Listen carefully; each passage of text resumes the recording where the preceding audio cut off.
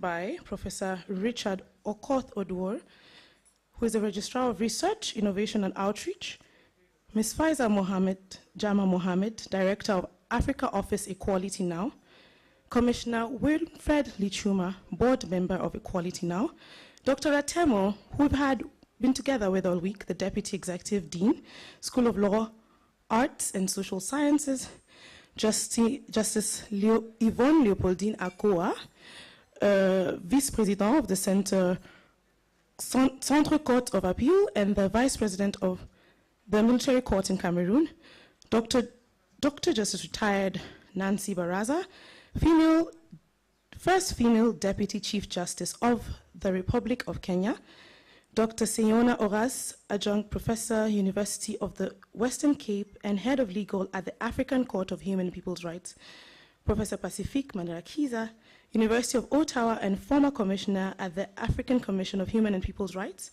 Ms. Nadia Ben Khalifa, Judicial Magistrate, Tunisia, Ms. Aminata Fall, Président de l'Association des Juristes Sénégalaises, AGS Sénégal, Professor Dr. Ezekiel Amani Sirimwami, Professor of International Law at Vrije University of Brussels, Dr. Olanike Adelakun, Associate Professor of Law, Lead City University, Dr. Olayinka Adeni, Institute for Social and Economic Research, ICR, Rhodes University, South Africa, Ms. Flavia Mangovia, Deputy Regional Director, Campaigns, Amnesty International, all the judges of the 3rd edition of the Africa Gender Equality Moot Court Competition, our distinguished AGMCC competitors and coaches, Moot Court coordinators, that's us, staff members of Kenyatta University School of Law, SOAWR Coalition and Equality Now, ladies and gentlemen, good evening and welcome once more. We are going to start with a welcome address from three perspectives. We would like to do this in a way that accommodates everyone that has been part of this organization. And so we will have, from the perspective of Equality Now, we're going to welcome you as Equality Now. We will welcome you as the judges as well, and also our gracious and wonderful hosts, Kenyatta University, will also give us a welcome address. We would like to keep time. You've been wonderful people, so I know you'll be able to keep time. Please be specific, be succinct. We are lawyers. We appear before judges, many of us, and so I know that we know the right things to say and how much to say and how to capture the crowd. So first we'll have Commissioner Wilfred Lichuma, board member of Equality Now, and then after that we will have Dr. Olayinka Oluwakemi Adeniyi, founder and CEO of Women on the Watch Society Initiative, so a member, and then Professor Washeke Wanjohi, the representative of Professor Washeke Wanjohi, that is Professor Richard Okoth-Oduor, Registrar of Research, Innovation and Outreach from the Kenyatta University. Yes, and then from there I will announce the rest of the people. I would like to, in a very special way, welcome Commissioner Wilfred Lichuma to come before. Let's, a round of applause. Thank you very much.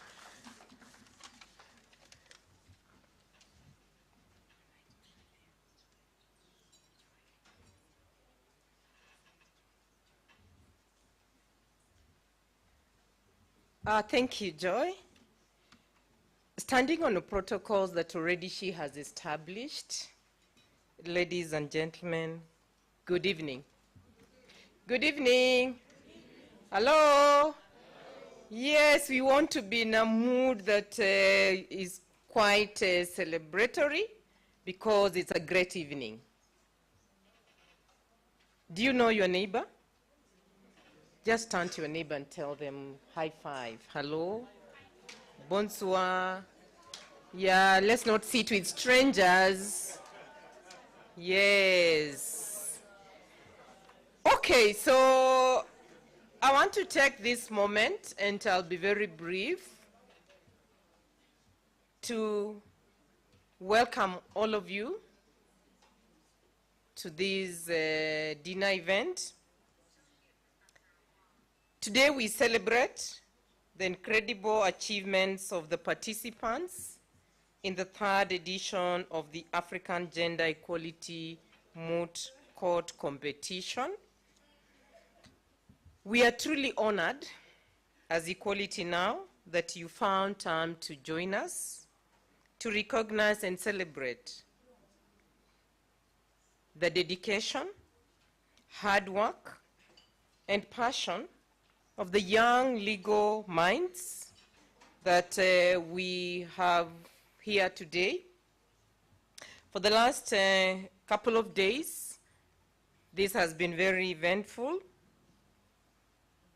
And as we reflect on the importance of gender equality, we hope to celebrate the champions. Tonight is all about celebrating these young, talented legal minds. And so please excuse me if my remarks largely address these young upcoming lawyers. These are opportunities when I was in the law school about 35 years ago, we were never exposed to. I don't look 35 years ago. Yes, I was. Many years ago I left college in the early 90s, and therefore getting this opportunity granted by Equality Now to the young people and the senior lawyers accepting to be part of this process is just great. It is mentorship of a lifetime. Joy here, I think, remembers the first one, and it's things people don't forget. So we are so grateful to all of you for finding time to come and invest in this. The closest we ever go to the court sessions to understand how it is in the olden days was when you did your attachment at the courts, when you did your pupillage with the pupil masters, but the exposure was not as real as working on a case study. Again, in the olden days, human rights were never taught as subjects at the university. I was at the University of Nairobi, and it was the only university in Kenya then.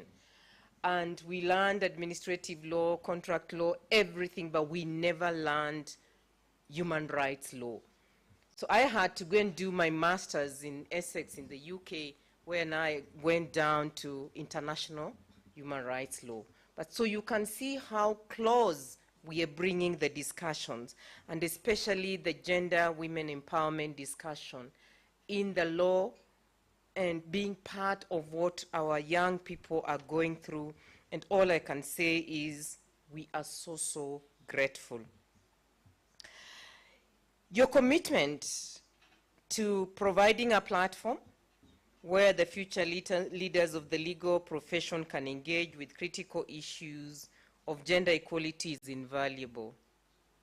Your role in making this competition a successful reality cannot be overstated. As Equality Now, we have truly enjoyed this collaboration, and we look forward to more opportunities to work together in future. I would also like to express deep gratitude to Solidarity for African Women's Rights Coalition for your steadfast partnership and resilience in advancing the Maputo Protocol's ratification. Members of SOAWR in the house, say hi. Hi. Yes, without SOAWR, I don't think we would have achieved the ratifications. We are now doing very well. We have 9 countries to go. 9 countries to go, and I believe that can be Agenda 2025. I trust that you can do it, so please, ladies, just go and do it. Let's have unified ratification for the Maputo Protocol.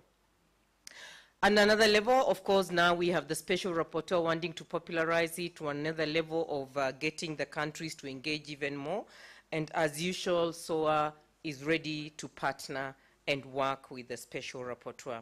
At Equality Now, we are deeply committed to nurturing the next generation of legal professions to become passionate, informed, and effective advocates of gender equality. It's our firm belief that the legal profession plays an essential role in shaping societal norms and attitudes towards the respect for and realization of human rights and justice. Through this program, we not only aim to spark an interest in women's rights and gender equality among young lawyers, but also strive to equip them with knowledge and skills they need to tackle complex legal challenges. In so doing, we are also investing in a generation that aspires for a future where justice is equitable for all. As most of you know, this program is very unique, and it's the only continental moot court competition that is dedicated and focuses on Maputo Protocol and women's rights. Those that have gone through this program, some that I know have gone to places. Majority of them want to aim to go to have Center for Human Rights, Pretoria. I've seen people go do their masters. Some aim at being at Geneva, where the UN offices are. So it's a great, great moment for these young people just to learn from the experts.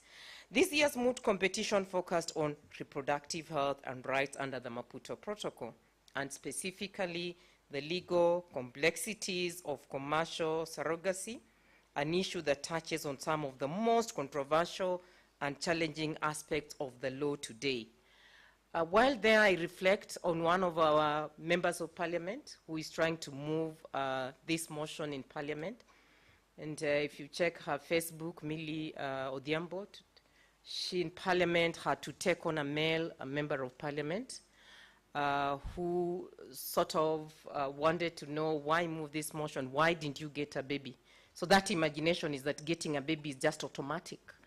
And she was quite dramatic, and she said the same way you were born is the same way I decided not to get babies. So clearly we're bordering on culture, issues around religion, Kenya trying to wade in the waters without the legal framework. You find cases that are decided. If you find a progressive judge, then you get the orders. If the judge is not very progressive, you then get to be thrown back. But emerging areas where we do not have legislative framework, very challenging. Just to appreciate the young people trying to delve in it and to argue and to expand the meaning of human rights. The intersection of reproductive rights, commercial contracts, and the ethical complication of surrogacy, especially when viewed through the lens of gender equality, is quite important. It was inspiring to see how the participants navigated these complexities, addressing the legal dimension of surrogacy in relation to gender equality in a manner that was thoughtful, informed, and grounded in a deep understanding of human rights and legal tenets. In reality of life, when people have tried to apply this practice, sometimes it borders on violation of the rights of the women who accept to carry the pregnancy.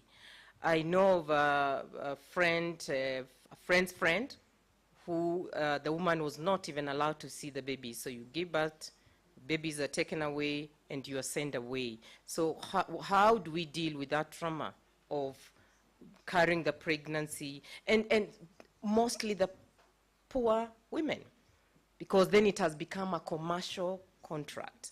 How do we deal with the situation? Case that was decided in Kenya, and now we have a compendium of health rights cases, where you've flown all the way from the UK, you come, you go through the process, and at the point when you want to leave the country, the baby, somebody says, hello, this doesn't belong to you. And you say, why? We have this contract. And the court says, no, the babies belong to the mother, and therefore she is the custodian of these children. Go through the adoption process. And so you find the complications that come with it very, very interesting. And so when we give such a case study to the young people and we've seen them go through it, all we can say is congratulations to the mind. So even if you don't come out the winner, just know that you have done justice to the case law that was put across to you. So I want to take a moment to congratulate the winning teams, and clearly we shall know who they are and individuals in advance, for their outstanding performance. Your arguments were compelling, your understanding of the issues was exceptional, and your ability to address the legal intricacies of commercial surrogacy was truly impressive, especially without having legal frameworks around the continent. I would especially like to recognize all the teams who reached the semi-finals and finals. The quality of the arguments presented by the participants was extraordinary. Let me assure you that although you may not have claimed the top prize, the depth of your legal reasoning, your strategic approach, and your oral advocacy demonstrates the immense talent that was showcased in this competition. Each one of you has demonstrated that you are more than capable of becoming fierce defenders of the law and human rights, and undoubtedly future leaders in the legal field, especially when it comes to advancing gender equality. And so let's hope it doesn't end here. We are ready to continue engaging with yourselves.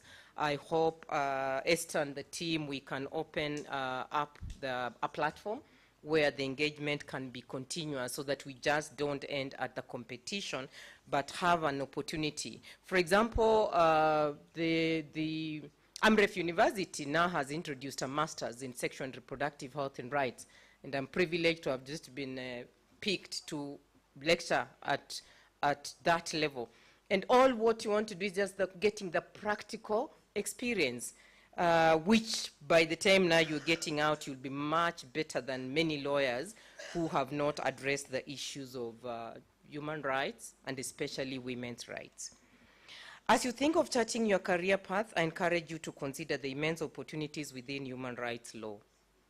This field offers an incredibly diverse range of career opportunities, from working with international organizations, NGOs like Equality Now, and we'll look out. We always are looking for interns, and now that we have your face, we have your CV, you've impressed us, it might be an opportunity to come and intern with us, to also engaging in policy advocacy or representing individuals in national, regional, and international courts. The legal profession is not just a career, it is a calling, a chance to defend justice and promote equality for all. By choosing to work in human rights, you will be on the front lines of some of the most important issues in our time. And again, just not human rights, but women's rights. To reiterate that women's rights are human rights. It is our sincere hope as Equality Now that you have found this to be a rich learning experience. I also hope that you are able to connect and interact with the brilliant judges of this competition and tap into and learn from their years of experience. And I want to believe that you have made new friends and connections among your peers, and that you will remain in touch even after you go back to your respective countries. In conclusion, I want to thank all of you, our partners, the competitors, the judges, the Moot Court coordinators, our staff at Equality Now, and the SOAWR Coalition, as well as our gracious donors, the Wellspring Philanthropic Fund, the Haywood Foundation, and the Packard Foundation for making this Moot Court competition such a resounding success. Together, we are taking meaningful steps toward creating a just world for women and girls, where gender equality is not just an ideal, but a reality. I want to take this moment to thank all of you, and also to welcome my chair of the Kenya Law Society, President Odhiambo Faith. Feel most welcome. Thank you.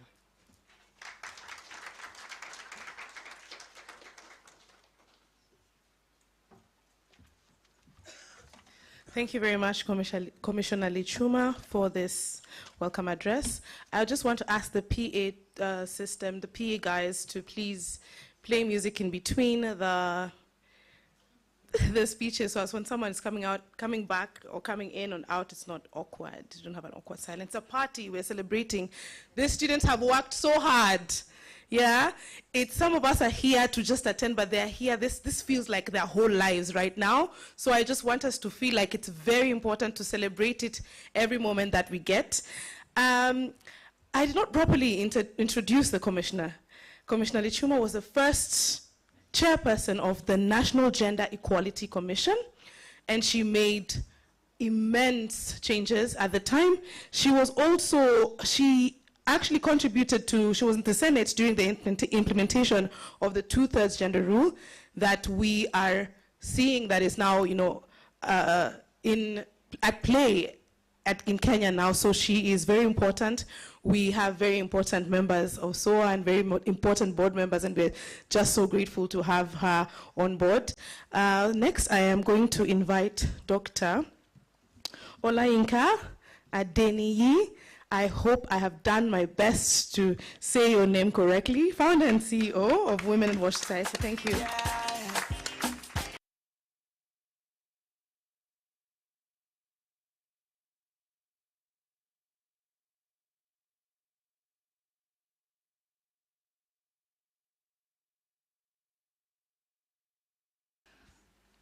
Good evening. Before I go ahead to take the formal speech, I would like to applaud the members of staff of Equality Now.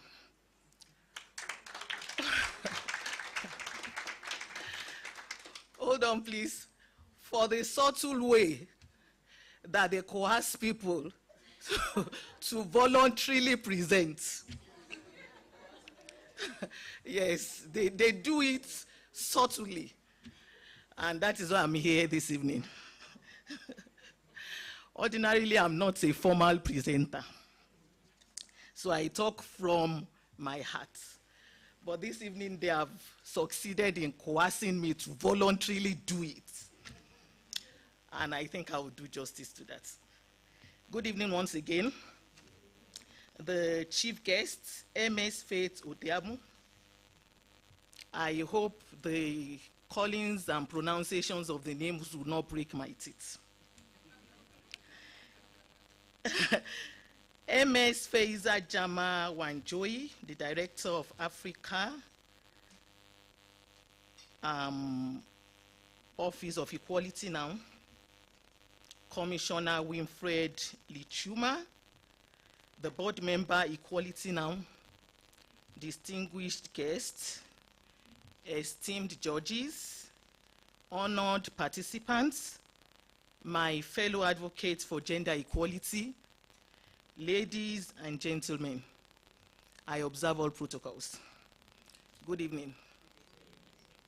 It is a profound honor to stand before you this evening to deliver this welcome address. And I'm doing this on behalf of the Solidarity for African Women's Rights, SOAWR, which is a coalition of organizations working across the continent to advance the rights of women and girls.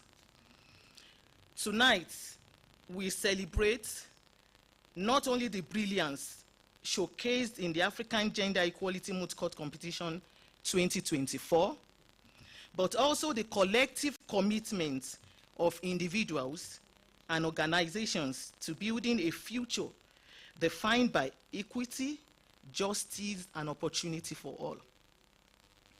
This competition represents a powerful platform for young advocates to interrogate the principles of justice, engage with the transformative Maputo Protocol, which is very important for every one of us here. Majority of us here are women. And refine the skills needed to drive change in their communities. It reminds us of the importance of collaboration, persistence, and innovation in advancing gender equality. Through collaborative efforts like this, SOAWR and its member organizations continue to advocate for the full implementation of the Maputo Protocol, ensuring that the rights it guarantees are felt in every corner of the continent. As a representative of Women on the Watch Society Initiative, WOW, my organization, a proud member of the SOAWR Coalition, I am delighted to share how this solidarity network is empowering organizations like ours. At WOW, we are deeply committed to creating opportunities for women and girls to thrive through community empowerment, capacity building, and advocacy for legal and social reforms. Through SOAWR support, we have been able to amplify our efforts particularly in promoting the implementation of the Maputo Protocol at local levels. And that is why I said I've been coerced to stand there and present formally. Normally, we work with communities at the grassroots, and I wouldn't need to make speeches like this. But I'm standing here before esteemed ladies and gentlemen. And so, SOAWR's collaboration has strengthened our advocacy initiatives, provided critical resources for training and mentorship, and opened doors for partnerships that align with our mission to protect and uplift women and girls. This solidarity has enabled us to work on impactful projects, like the last one that we did in November. It was a project that we called the Malusi Self-Reliance and Business Management Program. We went to a locality in South Africa, in Pretoria, West Pretoria, and we trained like about 85 participants in self-reliance.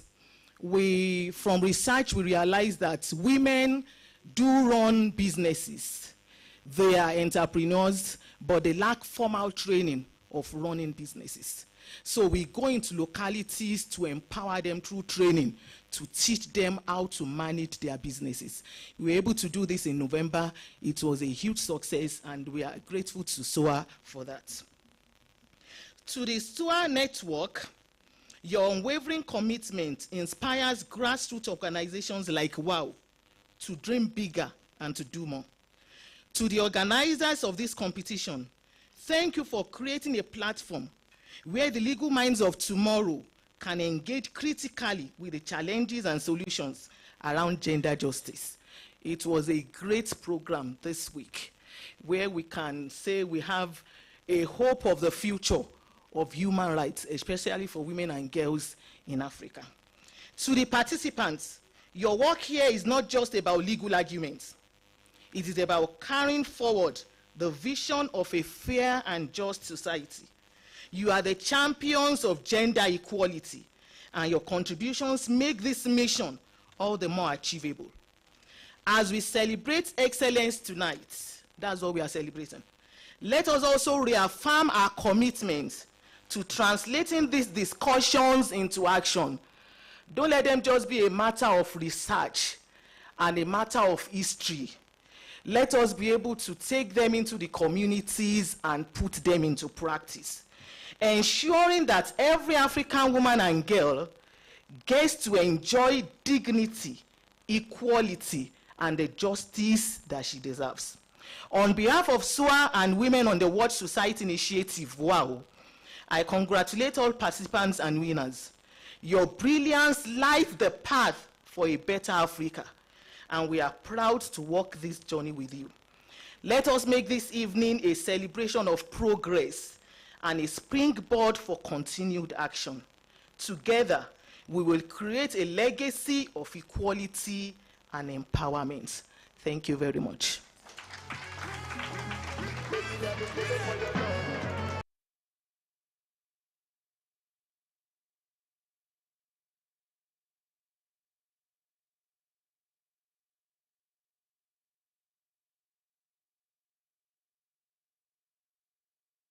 A welcome address from Professor Richard Oduor, who is representing the Vice Chancellor. Thank you.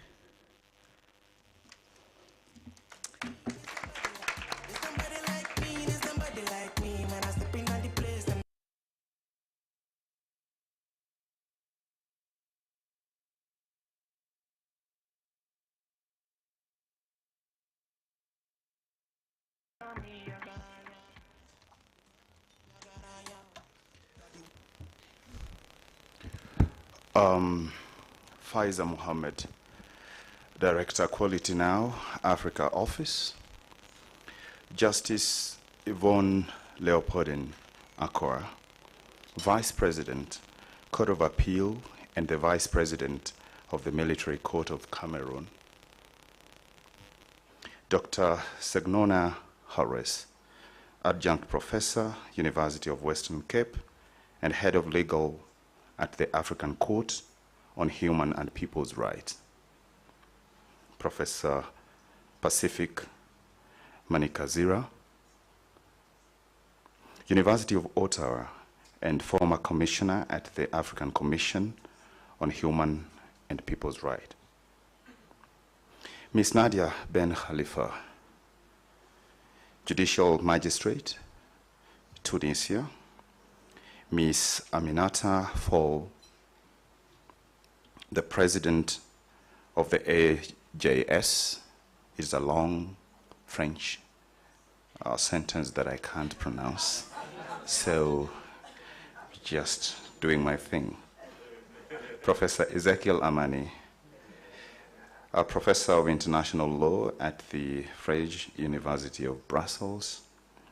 Dr. Olanike Adenalakun, I hope I pronounced that right, Associate Professor of Law, Lead City University. Dr. Olayinka Adenyeni, I think she's just spoken now, Institute for Social and Economic Research, Rhodes University, South Africa. Ms. Flavia Mwangovia, Deputy Regional Director, Campaigns, Amnesty International, Executive Dean and Deputy Executive Dean, School of Law, Arts and Social Sciences, members of staff, Equality Now, Solidarity for African Women's Rights Coalition, members present, Moot coaches present, Africa Gender Equality, Moot competition coordinators present, student participants, Kenyatta University members of staff, students of Kenyatta University School of Law, Arts and Social Sciences, Parklands campus. Ladies and gentlemen, good evening. My name is Richard Oduor. I am a professor of molecular and cell biology, those people who do genome editing and all that madness. And I serve Kenyatta University as the Registrar, Research, Innovation, and Outreach. And the only reason that I'm here is because the Vice Chancellor, Professor Washeke Wanjohi, Olive is still in the mind, is away and officially requested that I represent her in this particular dinner. And that has given me opportunity to start looking at the meals in italics on the other side. And thank you so much. The reason why this is very honoring for me is because of the emerging trend that was the theme of this competition, which was the commercial surrogacy.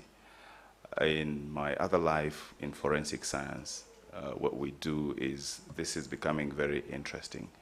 And as much as we are now talking about commercial surrogacy, probably in the next competition, it will be very interesting if we can also start thinking around the emerging trends, particularly in the genetic engineering world, the genome editing aspect of things.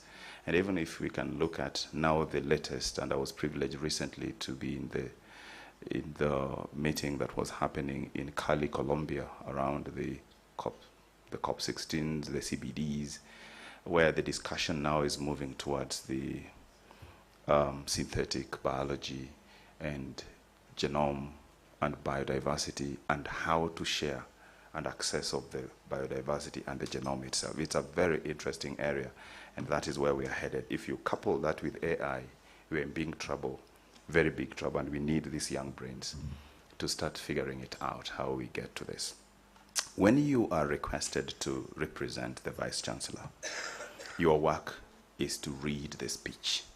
And because I still want my job, allow me not to waste any more time and instead go ahead and read the speech of the Vice Chancellor of Kenyatta University, Professor Washeke Wanjohi. And from now henceforth, please, it is the Vice Chancellor reading. Good evening. On behalf of Kenyatta University, I wish to thank and celebrate all of you for joining the third edition of African Gender Equality Moot competition that was jointly organized by the Equality Now and Kenyatta University School of Law. The Moot competition was introduced among the law students with the aim of increasing their ability to develop legal argumentation skills in the field of practical work. This third competition was brought together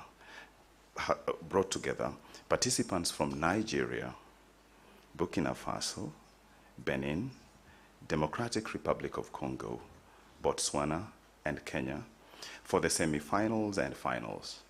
Indeed, throughout this competition, we have witnessed a powerful demonstration of the commitment of young people to safeguarding human rights of all. In particular, the participants were required to test their knowledge on regional and international instruments that focus on protection of human rights, particularly of women and girls, on matters commercial surrogacy.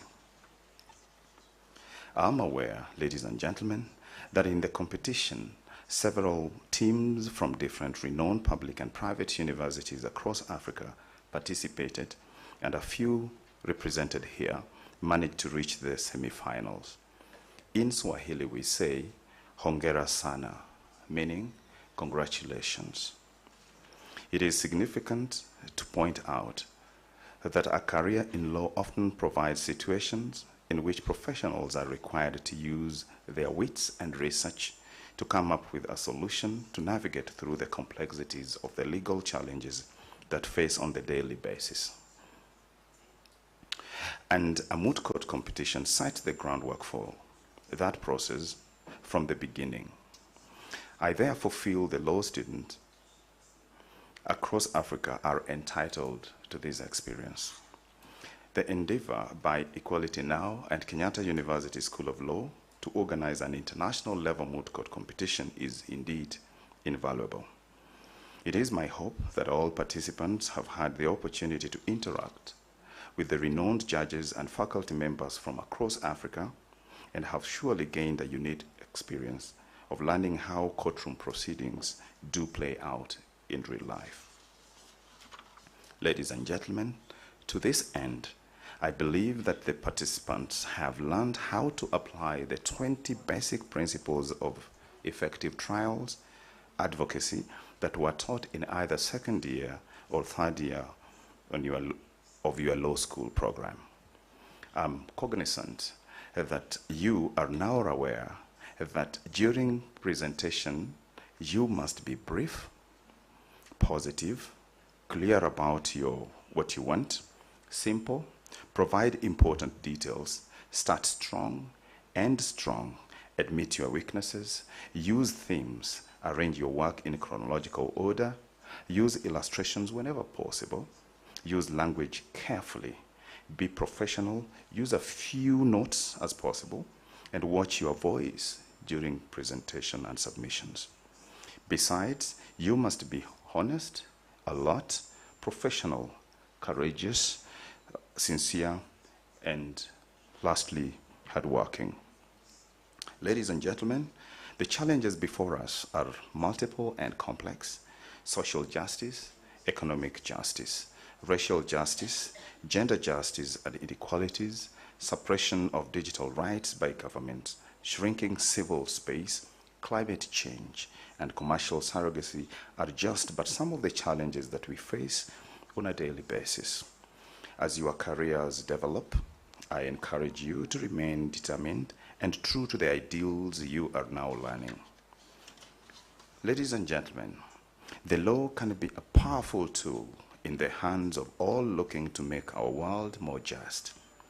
The great body of international human rights treaties, laws, and recommendations constitute extremely practical and focused guidance to shape effective policy to prevent and address crises like commercial surrogacy across Africa.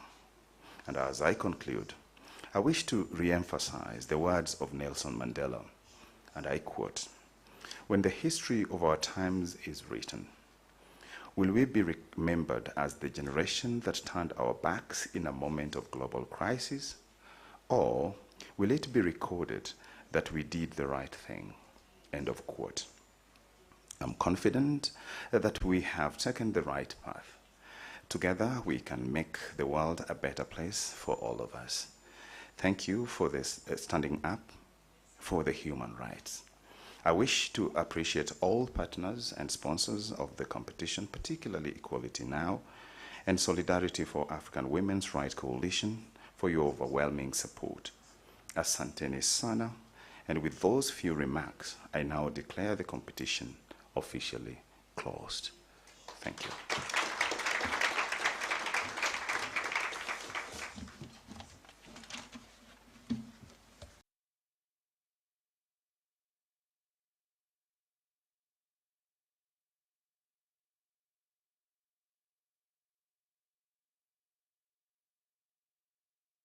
Some people very happy with the song that's being played.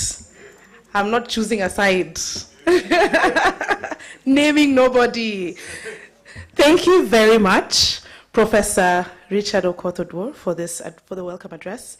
We will now move to an overview of the competition. These are people who have been around, who have organized the competition from the very, very beginning, who we fought in meetings with, and also those who have, who have also judged the competition, fought with them. This, some of them, one of them is the judges. When we ask, please do this, as Professor, as Dr.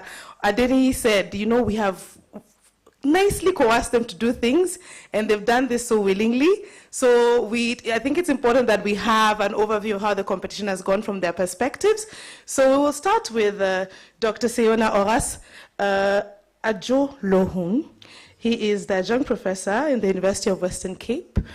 He has brought very robust contributions to this competition. The students have been shaken by him in very positive ways, and we are very privileged to have him be part of us this evening. Professor Seona, please come forward.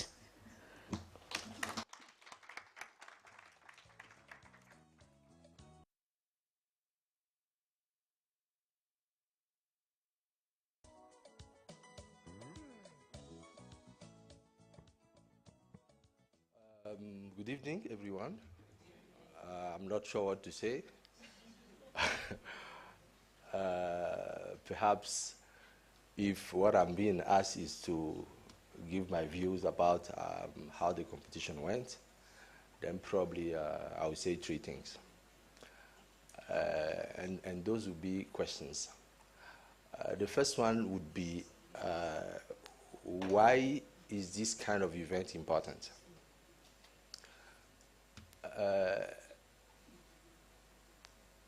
It has been established that Africa's contribution to international law generally and to international human rights law has been weak because Africans do not write much and they read even less. Now, truth of the matter is the reason why much is not being done in domestic court in Africa when it comes to defending human rights is because on the one part, those who are supposed to speak for the victims before domestic court, that is lawyers, are not aware of the law that is applicable. That is applicable before those courts. So the lack of knowledge among lawyers of the law that is applicable in Africa is the main reason why Africa's contribution to international law is weak. And secondly, even in instances where lawyers invoke African human rights law before their court in Africa, judges decline to hear arguments relating to application of African human rights law because they are not trained to implement that law. They consider that any law that is not that of the domestic legislature is not law and is foreign to them. Now, how do you get to overcome that challenge of getting lawyers to invoke African human rights law before domestic court and judges to hear arguments relating to submissions made by African lawyers. What you do is what Equality Now has been doing for the past 3 years. And that is why events like this are important, because it is this kind of events that help us begin to build the new generation of lawyers that are going to change the landscape of law, case law, and doctrine in Africa. My second question is, why, therefore, is Equality Now a life-changing organization in Africa? The answer would be very simple, because Equality Now is doing what government are supposed to be doing. Why? Because Africa's contribution to international law will be made by young lawyers, African lawyers. I said it 2 days ago, that it is sad that African lawyers who go abroad and read law in European and American universities do not come back to pursue the very important aim of writing Africa's chapter to international law. If you go to any international library and pick a book on international law in Africa, and you read the chapter on Africa or the chapter on Kenya, you will very quickly realize that there's a huge gap between what is in the book and reality.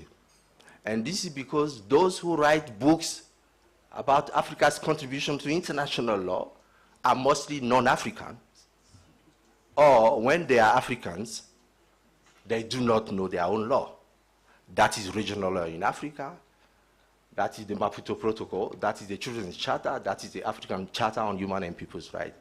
Because they are confined within their national jurisdictions, and what they are taught is to apply domestic law, whereas the state within which they operate have signed regional treaties to which they are party and which they have pledged to implement, including within the domestic sphere. And the third question is, why are we lucky to be here today? We are lucky to be here today because we are participating directly in writing Africa's chapter to the new Africa in international law. The competition has gone very well. I was part of last year's competition, and I've heard a couple of students and some of the supervisors say that they've seen significant changes from last year's competition. Now you see, Africa is part of a world today that is moving toward increased use of technology, and artificial intelligence is part of the current discourse, whether in law, economics, politics. And the only way you get Africa to stop being an observer in matters of the world is to make sure that you prepare young Africans for the challenges of tomorrow. And one of the key challenges of tomorrow is technology. Africa is being invaded by technology.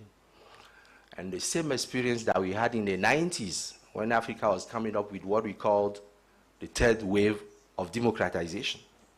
That is the constitutions that were made in the 90s. That is the state-building approach that we took in the 90s. The same mistake that we made in the 90s by copy-pasting governance models from the rest of the world without contextualizing them is the same mistake we are making now by training young African lawyers who know nothing about what is happening in the world. Therefore, I want to believe that the topic of this year, the issues arising from the competition of this year, the issues that have been discussed this year, are enough evidence that equality now has understood that Africa is facing new challenges, and therefore we need to adjust, we need to adapt. And the only way to adapt, as I said, is to train young lawyers, those who are going to represent Africa tomorrow. And that is why I want to call upon the students who participated this year to change their approach to law. I used to say that the worst thing that can happen to a lawyer is to believe that the law resolves everything. The law is useless if it is not read through history, if it is not read through culture, if it's not read through tradition, if it's not read through religion. So you will be very good lawyers if you carry on with what you learned here by trying to adapt to Africa's realities. Now, the mistake we are making, which we made in the 90s about adopting constitution from abroad, is that we face chaos in our governance because the constitution we brought from abroad did not match with our context. And we try to fix the constitutions by thinking that we will get good leaders who are going to get the constitution together. If our systems are not good, even if you have good leaders, they will be tempted to fix the system the way they like. So the same thing is happening today because we are importing solutions concerning technology. We are importing solutions concerning new crimes, emerging crimes. We are importing solutions concerning artificial intelligence. And what I want to tell you guys is what we need to do is to have your feet deeply anchored in Africa, while you have your head deeply anchored in the rest of the world. So that when you borrow solutions from abroad, America, Asia, Europe, you read those solutions, but you never copy and paste them. You adapt them to the African context, and you come up with new solutions that are going to serve your countries, that are going to serve your regions, and that are going to serve the rest of the continent.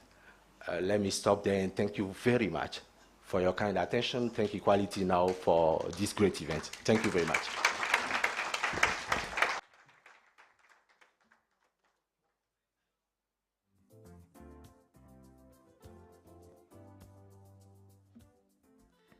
Thank you very much, Professor Signona, for those insights. Once more, another round of applause for him. I thought that he would speak in French, but he's here to demonstrate to us that il est complètement bilingue. Donc, c'est un très bon exemple pour les étudiants qui sont ici, pour que vous appreniez à voir qu'il est complètement bilingue et il peut confortablement parler dans toutes les deux langues. Et c'est aussi possible pour vous aussi. We will now have an overview of the competition from Dr. Harrison Bori. Dr. Harrison Bori is currently a senior research fellow at the University of Luxembourg and adjunct lecturer, Kabarak University. He is always everywhere around. You're wondering, Luxembourg, Kabarak, that's Harrison for you. If you saw Harrison during the competition, he is up and down, juu chini, all the time. And that is how his career is as well. He was my lecturer at Strathmore University, so, and then, yes, he was. He started as a graduate assistant, and I was, I think, maybe 18. So I've known him for a couple of years, and I respect him very much, and it's wonderful to work with him. Welcome, Dr. Harrison Bori.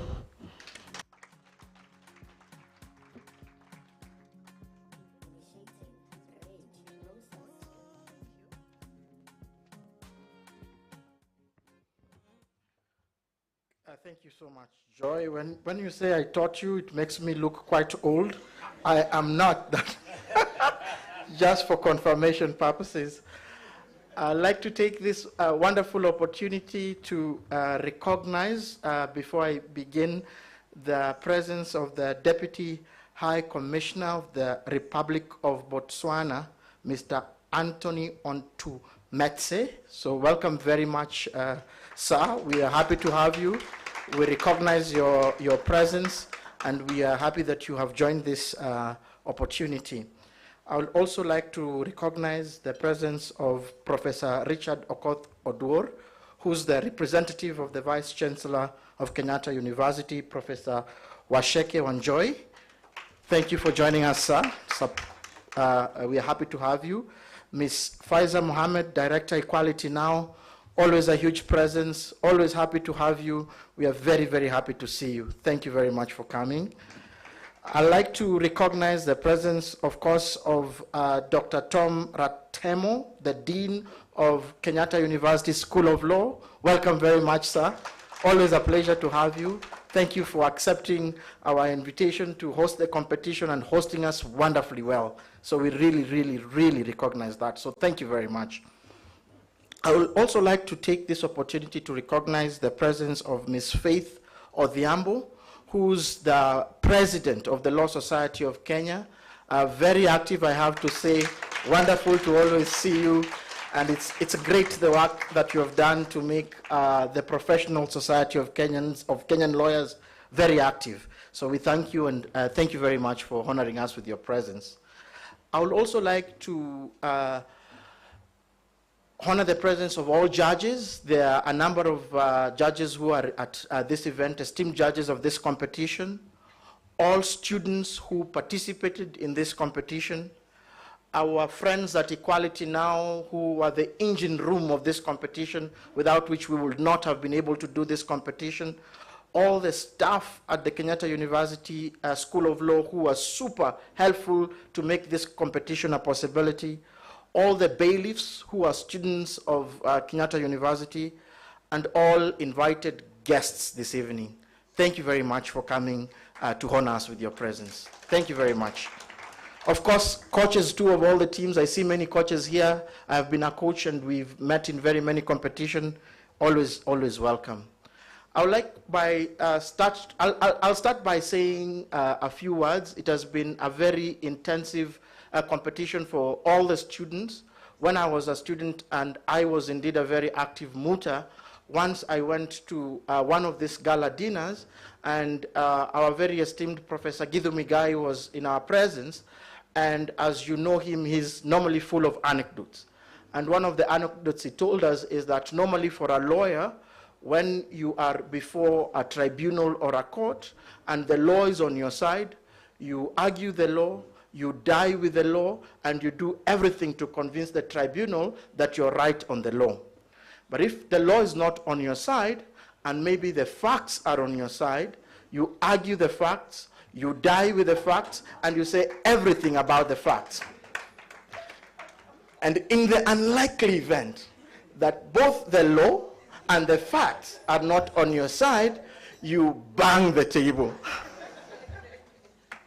So I know that this, some judges might have seen happen, so I can see them reacting very forcefully. They saw this happening. But when we started this competition, we started with very many teams. The structure of the competition is quite unique. You start first by submitting memorials, and then there's a memorial stage, and then after that, teams are sifted. A few teams then qualify for the preliminary stage of the competition, and then after the preliminary stage of the competition, you then go to the advanced rounds of the competition. For the Francophone rounds, we had a memorial stage, and after that, then we had teams that qualified not to the preliminary rounds, but directly to the advanced rounds, which is the quarterfinals, all of which were held online. And we had representatives from the Democratic Republic of Congo, Cote d'Ivoire, Benin, and Burkina Faso. And we later saw some of these teams qualify for the advanced rounds here in Nairobi. For the Anglophone rounds, we indeed had preliminary rounds. We had more than 29 teams registered for the competition, which for us is a very good indication. And we hope that you will spread the news in both Francophone Africa, in all of Anglophone Africa, and even possibly Lusophone Africa, so that the competition can grow bigger and bigger and bigger and better for purposes of promoting, protecting, and enhancing the issues of gender equality in Africa. So that has been the structure of the competition. We, as the managing committee, have had a really good opportunity to ensure that this competition gets here. So I want to specifically, and this is the last thing I'm doing here, thank the very many people who have made this possible. You know, this would not have been possible without our very wonderful students. These students prepare meticulously. If you had an opportunity to listen to these students, I could say that the future of the legal profession in Africa is in safe hands. And I hope that these students will go on to protect the rights of all kinds of vulnerable peoples and children and women in Africa, for purposes of ensuring that the documents that we have are pushed forward. So I really want to thank the teams.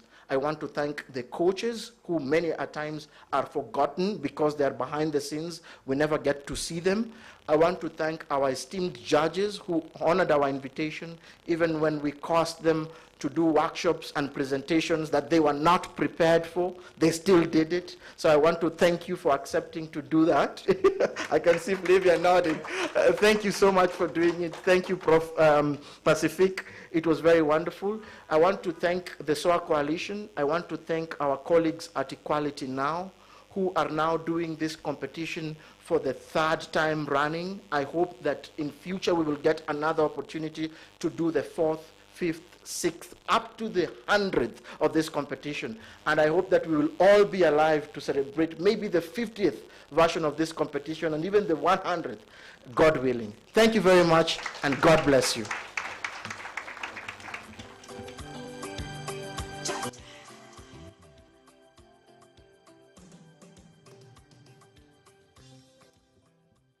Thank you very much, Dr. Mbori. I will invite Esther Waweru, who is the Senior Legal Advisor at Equality Now, to give us her perspective, or Equality Now's perspective, of how the competition has been. Esther has been a very good team lead, I would say. She has been patient, she has been firm, and the success that we have here, yes, we have worked as a team, but we have worked under Esther's very good leadership. And so I welcome Esther to give us an overview of the competition. A round of applause, please.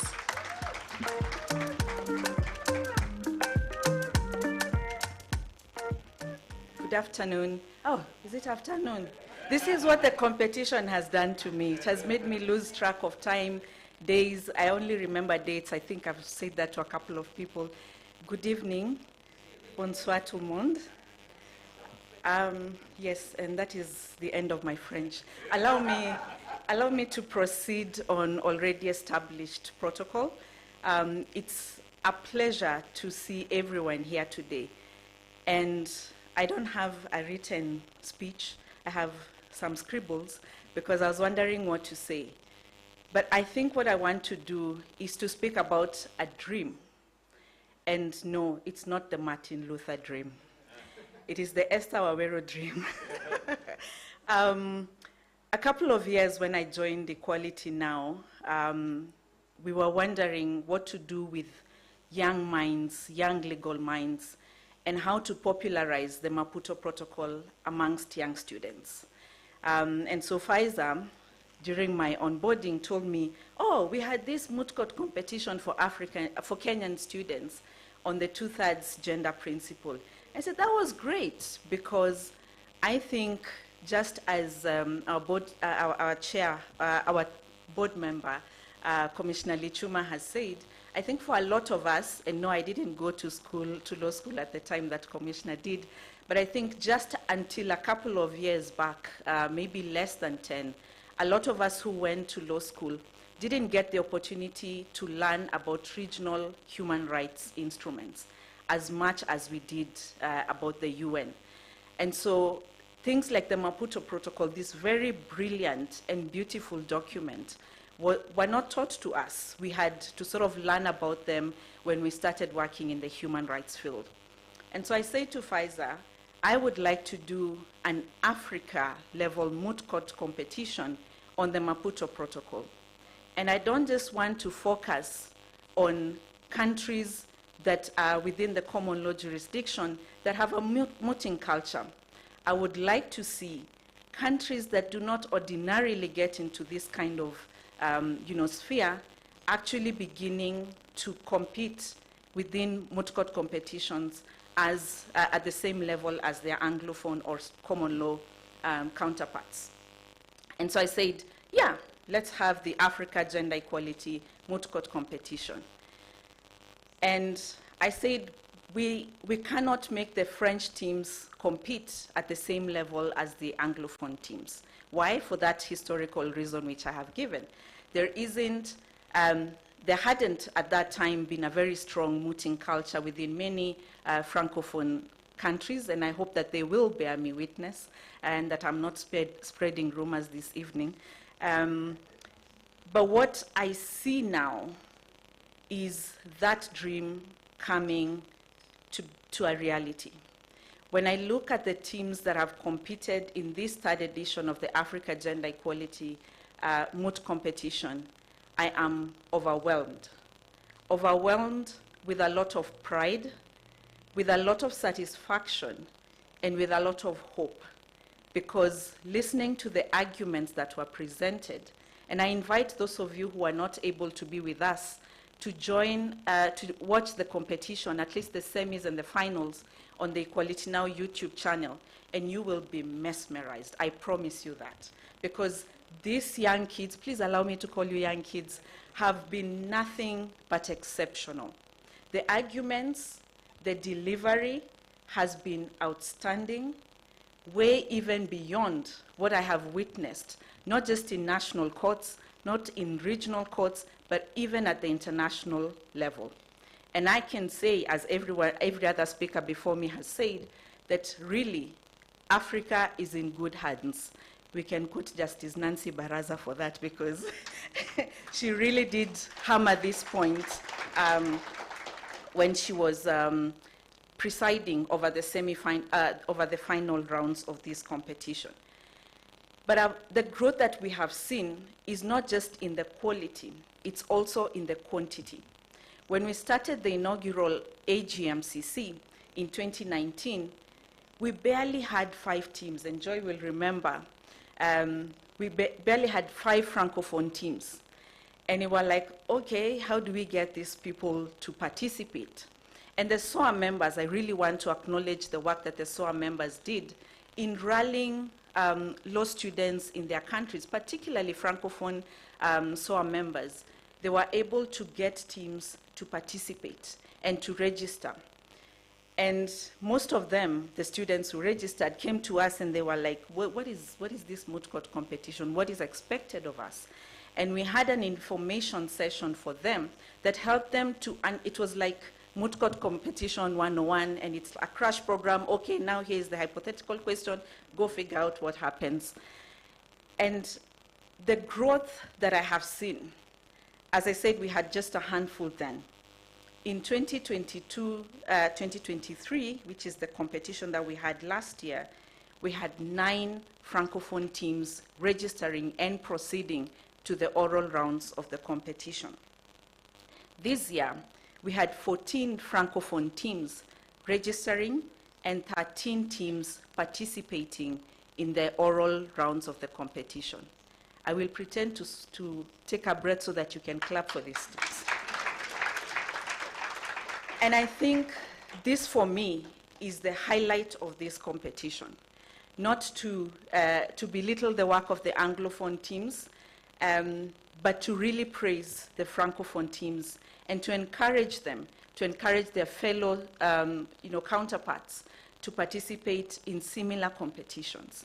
I do hope that you have found this to be an enriching experience, not just by coming to compete at this level, but being able to also see how the Anglophone teams are doing. This year's competition, in the way that it was organized, was a little different. In 2021, when we had the inaugural AGMCC, it was purely virtual, obviously because of COVID. And then in 2022-2023, the second edition, and as with this third edition, we had a virtual component and the in-person, which is the semis and the finals.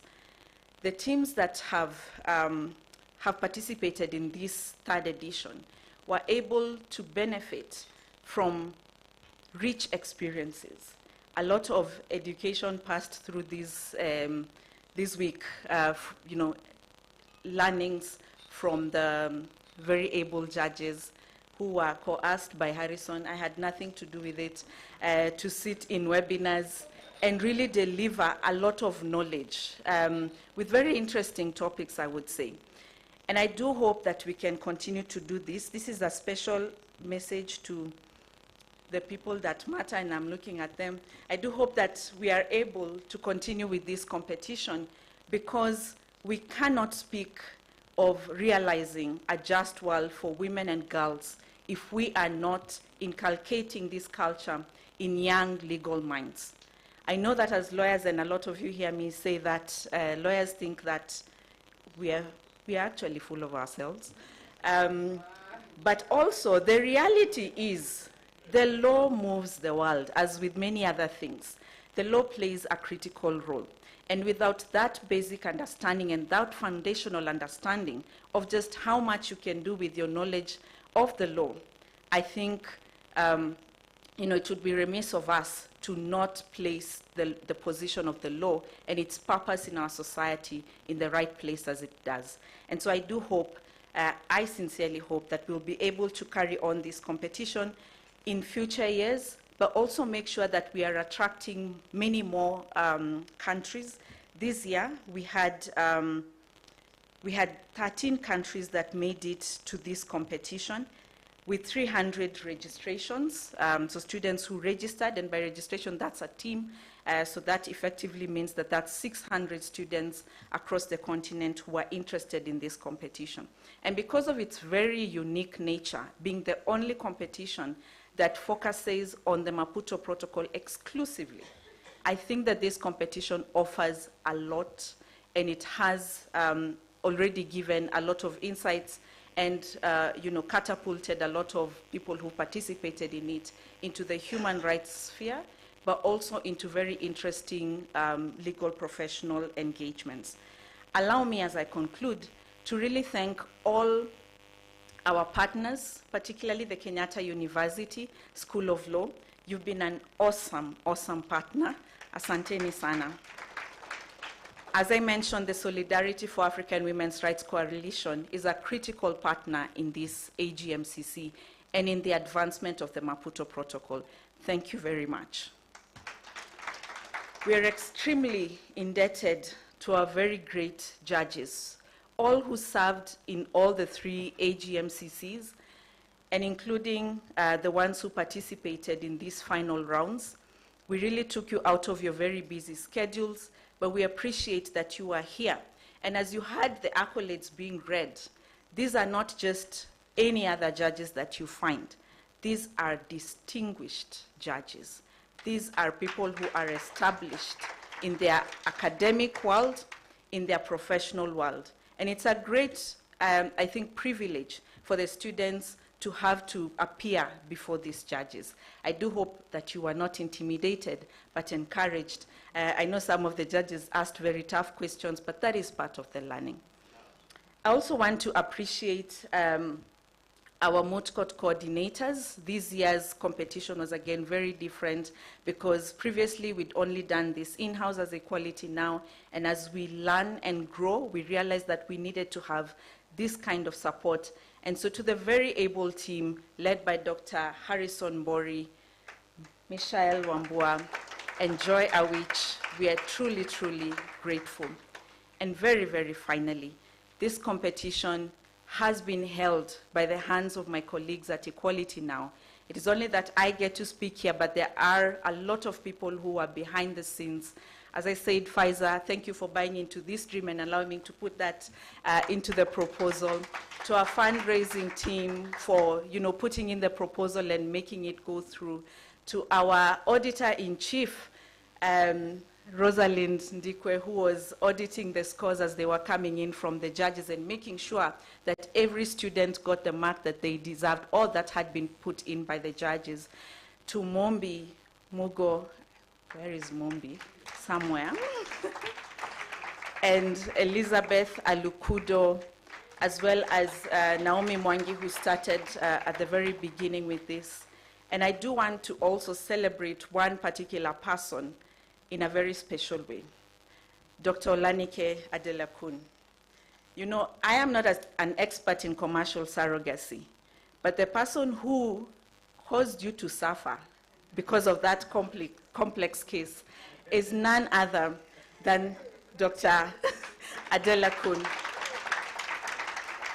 And the person who made sure that the French teams also suffered in equal measure is none other than Dr. Horace Segnona, because he reviewed the question to make sure that the legal nuances in the English version were adequately translated to the French version. So thank you very much for your support, and congratulations to our teams that have come to this end and are going to win the awards, and to every one of you who participated. Thank you very much.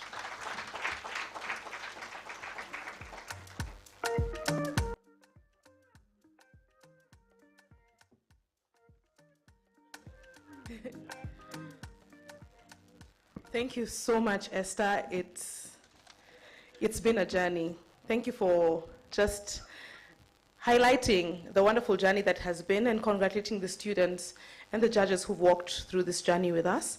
At this point, we're going to have the keynote address by our guest of honor, and this is Faith, Miss Faith Odhiambo. She is the president of the Law Society of Kenya. There is so much to say about Faith.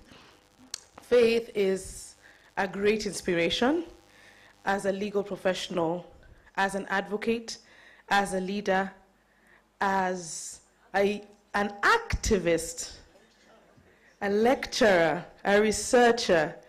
Faith has been influential and remarkable in all the fields that she has been in. If you read and you go and you find her stories online, she's had a lot of interviews from the time that we were having the protests. You will learn so much about her even from her childhood, and you will see that there are people who are born special. There are those who are born as stars, and Faith is truly one of them. Faith is our hero, and as I introduce her, you will see why as I continue to talk about her, but I will speak about the official things and the things that she has achieved as I introduce her, and also talk about the way in which she has been a very remarkable president. She's not only the first president, female president of she's the second female president of the Law Society of Kenya, but she has stood out and continues to outlive and outshine herself in all these ways. Faith Odhiambo is the president of the Law Society of Kenya and a former board secretary of the Federation of Women Lawyers Kenya. She serves as a lecturer at the School of Law in the University of Nairobi and teaches Law of Business Association, Banking, Competition Law, and Consumer Protection Law. She's also a partner at Ombok and SOAWR LLP Advocates based in Nairobi. Faith has experience in litigation, corporate commercial law, telecommunications, and competition law. She has research interests in competition law, consumer protection law, telecommunications law, banking law, financial services, arbitration and alternative dispute resolution, women and children's rights, climate rights, human rights, intellectual property rights, and economic law. She has developed expertise in all these areas that I have mentioned, and she was previously working with the Competition Authority of Kenya, advising on the interpretation of the legal provisions regarding violations under restrictive trade practices, merger transactions, consumer protection complaints, advising on merger applications, cases on restrictive trade practices. Faith was also part of a team researching competition bottlenecks in mobile financial services in Tanzania, Uganda, and Zimbabwe for the Bill and Melinda Gates Foundation. She has also been involved in retail market study in Kenya in 2017, advisory projects for the competition in the mobile financial services in Tanzania, advisory projects on the spectrum management in Kenya, advisory on the national roaming, telecommunications tower sharing and terminal rates network cost study in 2022, together with Acacia Economics and Tilil Technologies for Communications Authority, which involved the review of laws and regulation advisory on the competition concerns. Faith is, I would say, is a darling of the public.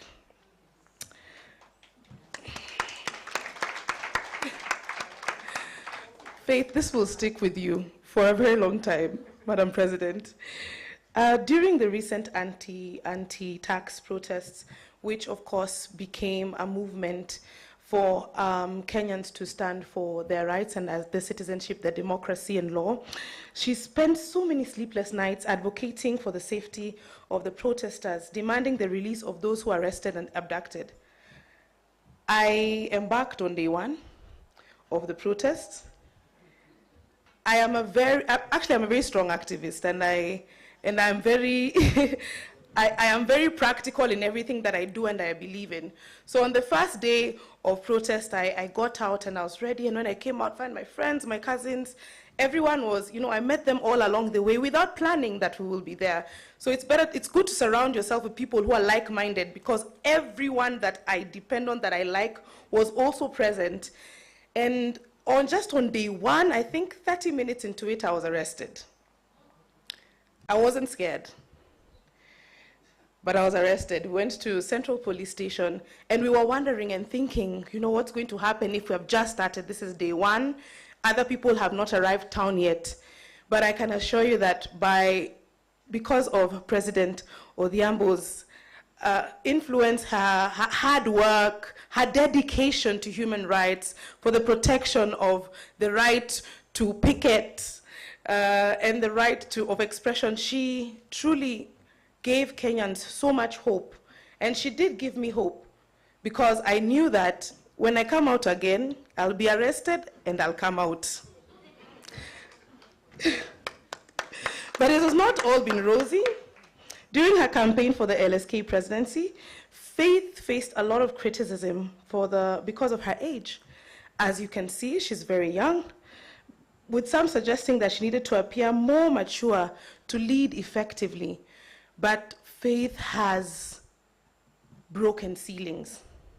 Faith has shown us as young people, not only as young people, but also women, young women, that whatever you put your mind to do, to achieving at whatever point of your life, you will win.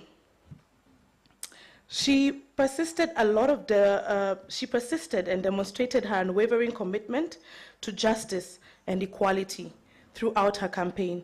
And this is a theme that continued even and continues to carry forth as she serves as the president. She said she's currently pursuing her PhD at the University of Nairobi.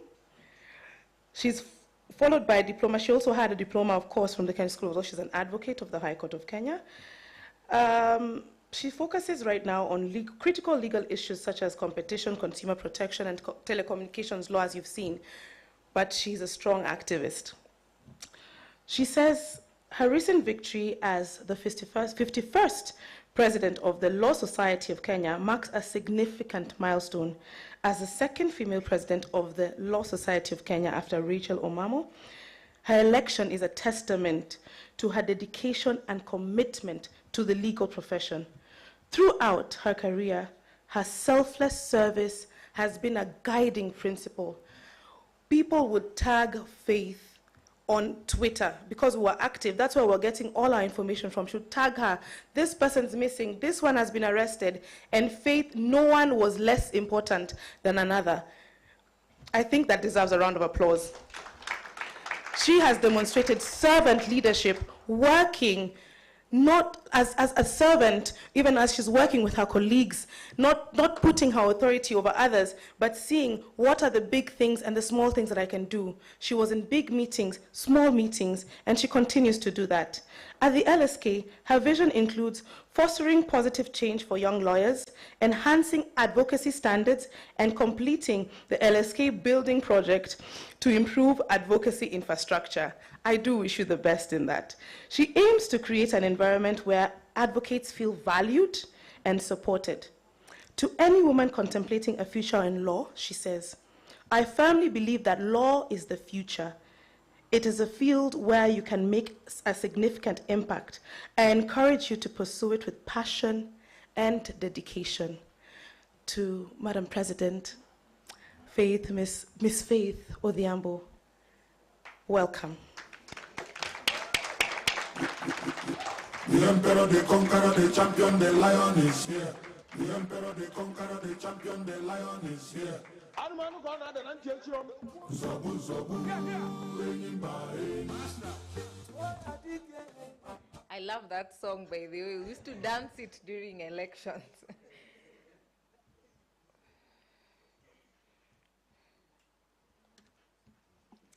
First of all, you've made me very embarrassed. You know, when I hear someone sing those things, I'm wondering who they're talking about.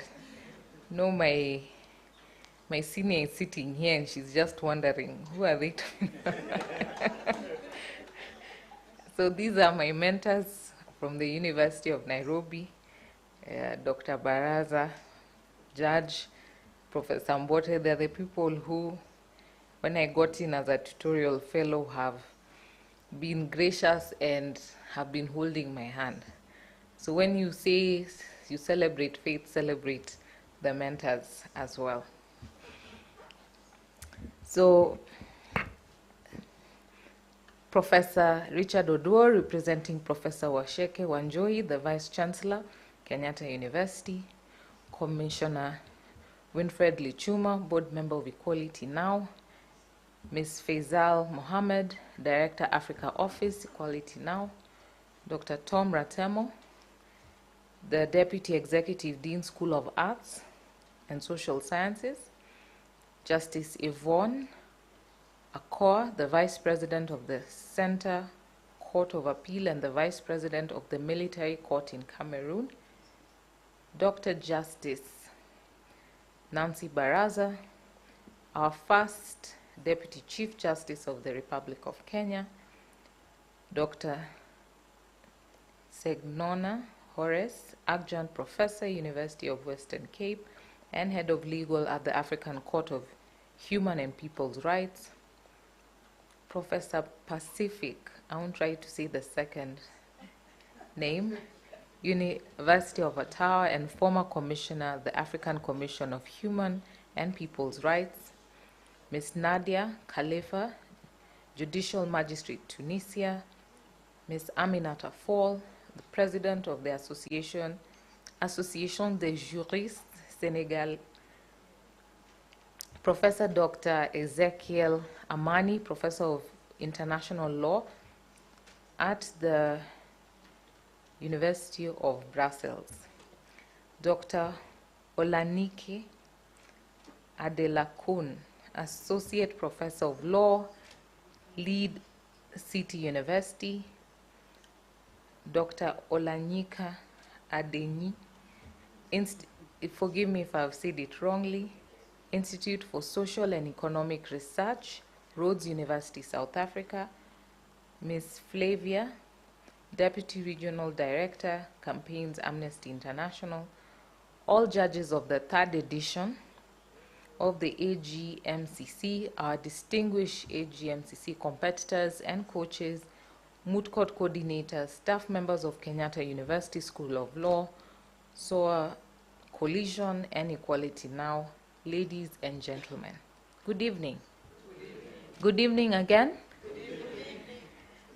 It's an extraordinary privilege to join you tonight at this remarkable occasion celebrating the third African Gender Equality Moot Court competition. This evening is not merely an acknowledgement of exceptional advocacy. It's a testament to the transformative power of law as an instrument of change. And it surely reminds me of my days of Moot Court. Moot Court, I loved it for one reason. It helped us humble our colleagues at the University of Nairobi and Moi University, who thought that we were not equally as intelligent as they were. because there were only 2 law schools then, the university and Moot University. So when Queer came in Catholic University, they thought we were spoon-fed. So when we beat them in the moot court, because I was in the first class of Catholic University, it brought us to par. And it also enabled me to travel for the first time, because we went for international moots. And so as a student, not only do you learn, you also get acceptance, because now people are talking about Kabarak University as being one of the best, KU, Strathmore. You see, as other universities are coming up, moot courts levels all of you together. You realize it's your ability, it's your hard work, it is how much you put in. It is not the university that you attend that will determine who you'll become. It is you will determine where you're going to go and how far you'll go. Let me begin by commending Equality Now, the SOAWR Coalition, and the Kenyatta University School of Law for their relentless commitment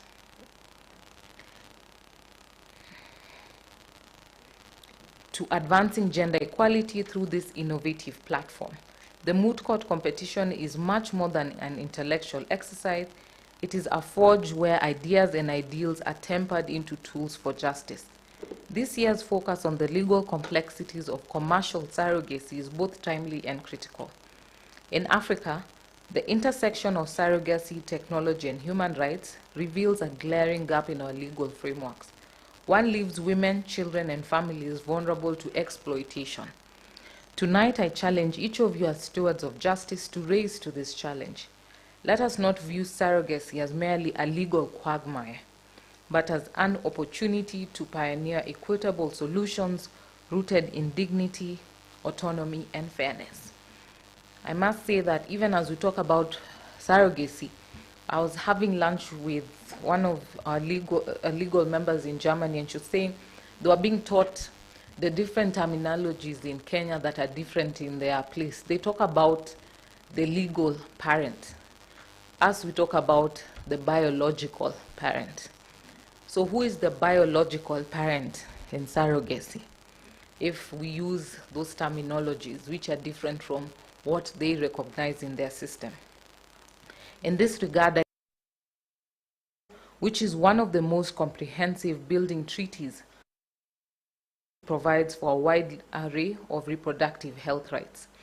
Indeed, the Maputo Protocol, which I am confident you have referred to in your arguments, is not just a set of idealistic aspirations, it's a call to action. It compels us as African people to think critically and creatively about how we can use the law to promote gender equality, ensure justice for women, and protect their reproductive rights. The protocol offers African nations the legal groundwork to create policies that respect and uphold the dignity of women, safeguard their health, and eliminate discrimination. Once you appreciate this, you will realize that our work does not stop at this. It extends to using the law as a powerful tool to safeguard the dignity, rights, and freedoms of all people, particularly those who are most vulnerable. It is in this way that we can strengthen our democracies and ensure that the promises of justice and equality are realized for everyone. As young lawyers, your role is not confined to mastering legal provisions. It's about questioning those provisions, what they represent, and striving for jurisprudence that uplifts humanity. The fight for gender equality is not a women's issue. It's a societal imperative. Women and girls are at the heart of Africa's potential. Yet across the continent, they face systematic barriers to justice, autonomy, and opportunity. And this is where you come in. The future of women and girls' rights in Africa will not be shaped by rhetoric in boardrooms, but by courage in courtrooms. It will not be decided by the might of tradition, but the resilience of progressive ideas. As young lawyers, you're uniquely positioned to lead the charge in the fight for equality, particularly in addressing the pressing challenges faced by women and girls in Africa. You're the bridge between the ideals of justice and the lived realities of people. Your youth grants you adaptability, Your legal training gives you the tools to effect change, and your position as emerging leaders offers you a platform to amplify your voices, often silenced by systematic inequalities. Here is how you can harness these strengths in the fight for equality. Innovate with the law. The law is never static. It evolves through the ingenuity and persistence of those who challenge its boundaries. As young lawyers, you must reimagine traditional legal tools to address contemporary issues.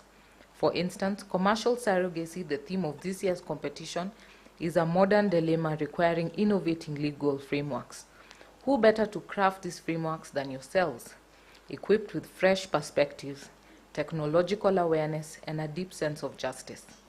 Equality is often achieved through disruption, which means disrupting outdated norms, dismantling discriminative policies, and advocating for legal reforms. Let your innovation be guided by fairness, inclusivity, and humanity. Embed equality in your practice. Equality must not be an abstract idea in your legal practice. It should be a guiding principle. Whether in drafting contracts, arguing cases, or advising clients, ensure that your work promotes fairness and inclusion. As custodians of the law, young lawyers have the responsibility to embed the values of equality into every aspect of their practice, ensuring that the law serves as a shield for the vulnerable rather than a sword for the powerful. Lead with courage and integrity. Fighting for equality requires immense courage, and I laud you for your courage to go out on the streets and face the challenges that you are having with your friends. You will face resistance from entrenched patriarchal systems, cultural norms, and sometimes even legal institutions. However, courage without integrity is fleeting. As young lawyers, you must hold yourselves to the highest ethical standards. Stand firm against corruption, bias, and injustice. Let your practice be a beacon of hope, proving that equality is not just achievable, but inevitable when led by integrity-driven advocates. Advocate beyond courtrooms. While your work in the courtroom is crucial, the fight for equality transcends legal proceedings. Engage in community outreach to educate women and girls about their rights. Use your voices to advocate for policies and dismantle barriers to gender equality. Collaborate with civil society organizations, the government, international bodies to ensure that laws are not just enacted but implemented effectively. Mentor and inspire. As young lawyers, your impact can multiply when you invest in others. Mentor your peers, aspiring lawyers, and young girls who dream of entering the legal profession.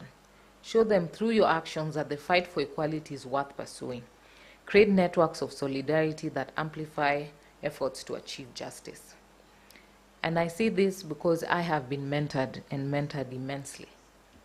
When I joined the University of Nairobi, I remember the first week, the dean sent the secretary to call me and tell the secretary she wanted to have lunch with me.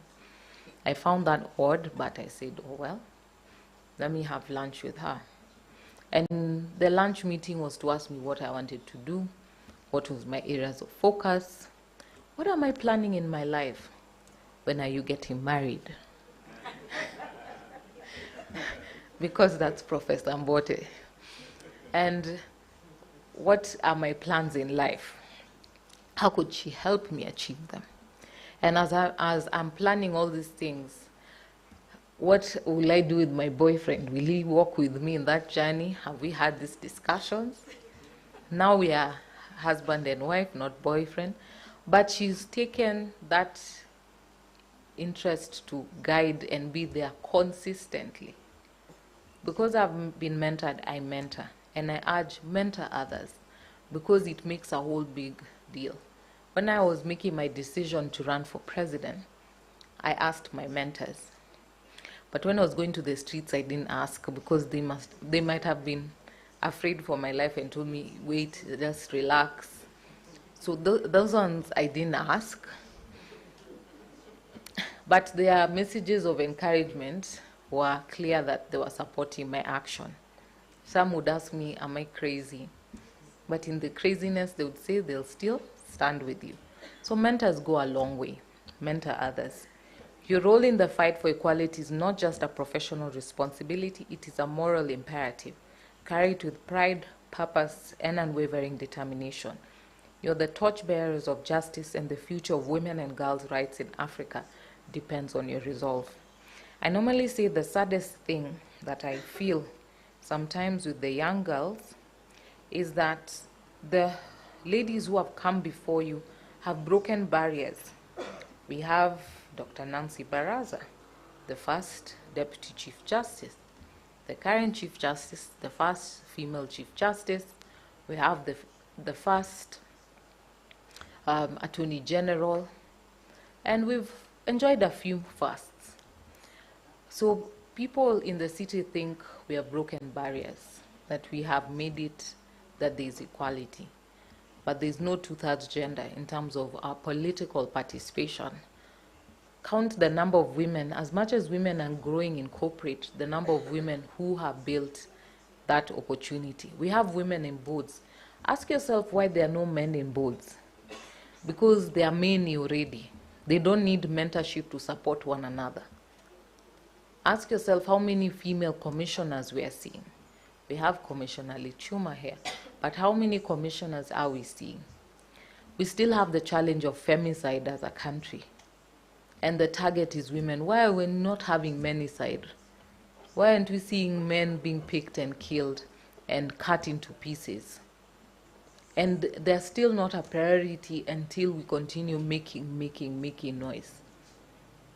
And so the reality is you haven't arrived yet. Not in Kenya, not in Africa. Rwanda maybe yes, but it's only as good as their leader who is there allows it. The laws are entrenched there now. But the leader allows and supports youth in government, youth having opportunities, and women as well.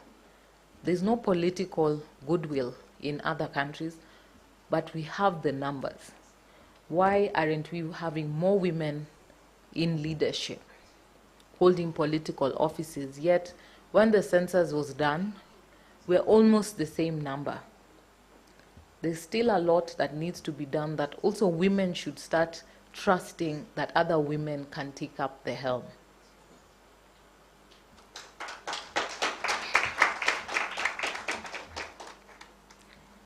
And a very unfortunate thing that I learned when I was vying was that someone told me you must be able to convince the women, the senior women and the mid-bar women who are, let's say, 10 years and above in practice, that you're capable to handle yourself and stand strong. The feeling is that you are still a little girl. And you know the challenge with that is that if the other women folk are not rallying behind you to stand beside you, you still have to convince them. While the men are scoffing and you still have to convince them. And the men believe in you, but the women are still asking questions, not trusting. Yeah, I would say something that one of my mentors said, we need a few more flower girls at the table until we are equal. Whether you think they're flower girls or not, they have made that bold step to go out there. We have more rubbish leaders who are of the other gender and are leading countries. Not even, I'm sorry to the men, not that I'm saying you're rubbish, but the reality is we need to stop putting unfair barriers to others to raise to the top. Today challenges you on an area of law that you need to build. And the reality is those who are facing that hardest barrier are women, and hence they need to push to that direction. We are having changes in our law soon, and we'll be seeing more and more boundaries being pushed. And so as those who have the power, I urge you, take the little power, the voice that you have, and make a positive difference. As inheritors of the Africa legal legacy, you have a profound responsibility to rewrite its narrative, a narrative where discriminatory practices are not defended as culture, but condemned as injustice. Women and girls are empowered to claim their rights and achieve their full potential, legal systems are not instruments of oppression, but platforms for liberation. Let us dream together of a continent where women are seen as beneficiaries of human rights and, most importantly, as architects of those rights. Be the legislators that are writing those laws so that you ensure those rights embody human rights. Gender equality is not an aspiration, but a reality. And lawyers, especially you young ones, lead with integrity, courage, and vision. As young lawyers, you're not just participants in this fight, you are the leaders, the strategists, and the warriors. Use your privilege of education, access, and influence to pave the way for those to come after you. With your energy, intellect, and commitment, I'm confident that the fight for equality is in capable hands. As I look around the room, I don't see just participants, I don't see just debaters or mooters, but pioneers. You have taken the first step by engaging in this competition. I urge you to take the next step, be relentless in your pursuit for justice, bold in your advocacy for equality, and unwavering in your commitment for excellence. As we celebrate you tonight, remember the law is a living instrument. It evolves because courageous people like you dare to challenge its limits. Let this evening inspire you to forge ahead, knowing that the future of women and girls' rights is not an abstract ideal. It is the reality that you, as Africa's next generation of legal minds, will bring to life. I congratulate all the participants for all the hard work. I'm sure it was humbling, those who are especially banging the tables. But I dare say, sometimes banging the tables and trying to support it with the facts can actually make a difference. There's this story that I say was a challenge that I had. I had one case that I don't say the law was not on my side, but my seniors were quite crafty. So what they did is they came and created, it was the first time I was doing a children's case. And so this young boy used to come and cry and say he wants to go to school. And his father is a very rich man, but the father retired and he would not pay his school fees because now he had a new wife and he has new children. So out with the old, in with the new. He was driving 2 Range Rovers, living in a house in Karen, but he said he's retired. So what the court would do is that the court would attach your salary slip, and his pension was about 70,000, and you tell the court 70,000 after tax, all is left is money for food, and I also have another family that I'm taking care of. And so after all is deducted, all is left is I can spare 20,000 to contribute to his school fees. He was going to USIU then. His school fees was about 100,000. And so I was so upset until I didn't know what to do. And the court was saying, well, you know, there's nothing. So we were coming for the submissions. I called one of my seniors in the profession, and we have a chat, and I tell him, he sees my mood is not good, and we have a chat, and he says, you know, well, sometimes when people are crafty, also you expand your knowledge of the law. Combine it with facts. Look for other facts to support you. Then bang the table. So I went to court well prepared. I told the court, you know, Your Honor, they're right. They only have a pay slip. They can spare 20,000. So this 20,000, he fuels his Range Rovers, Your Honor. This 20,000, he uses it to play golf at Mutaiga Golf Course.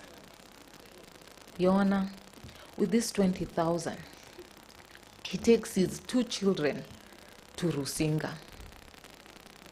Your Honor, we must listen to them. They are definitely telling the court the truth. They are telling this court that you're so stupid to believe that 20,000 can sustain the life he lives. They're saying you're blind, that you cannot see that this man is lying to this honorable court, that he's sworn on oath. And I banged the table. I'm telling you, the court issued orders that school fees to be paid that evening or he would go to civil jail. So bang the tables. Sometimes people are crafty, but you can also use innovation and get your day of justice in court. God bless you all. The champion, the lion is here.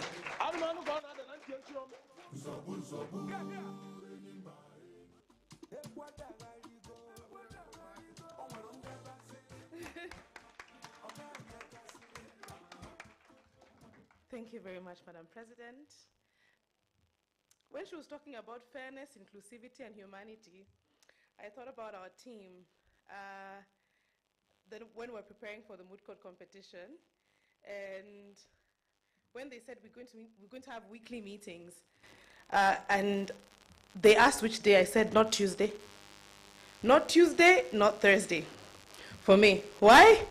Because I had to be at the protests. So thank you for being fair and very inclusive of my active spirit, which then allowed me to do so many more things and be bold, like filing a case against a petition actually against the Inspector General of Police, that then the court issued orders that he's unfit to hold office, he must respect the rights of arrested persons, and also that he must answer to these charges. And that case actually was the first case, was together with Parendo Solonka. It was the first case, and after that there were so many other cases that came. So don't be afraid to be bold. Because I sat and I was like, no, but I'm a lawyer. How can I just be arrested like I'm loitering? So be bold, and you can set a trend that will make a change. And out of that, the pressure with the many cases, and of course political pressure, the Inspector General of Police then resigned. Yeah. So with that, clap for me now. Thanks. We'll just eat for a few minutes. We'll go eat for 20 minutes so that then we can move to the next session, which is a session that the students have been waiting for ever since they came in here, which is the awards. We have now I will award them. So Michelle is telling me something.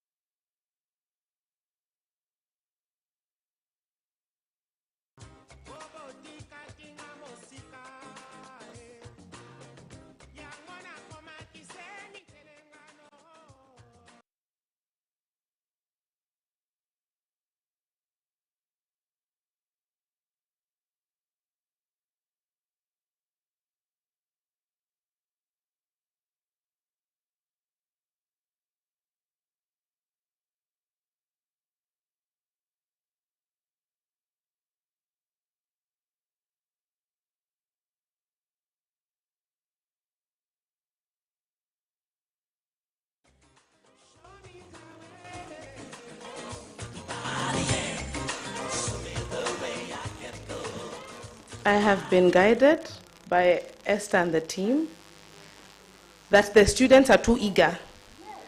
They're too eager to wait. So we will move to the award ceremony. Esther, please come up. Yes, we'll just move to the award ceremony immediately. Ça, c'est le moment que vous avez attendu. Depuis que vous êtes arrivés ici. Depuis que vous avez atterri. Et nous allons avoir maintenant ce moment.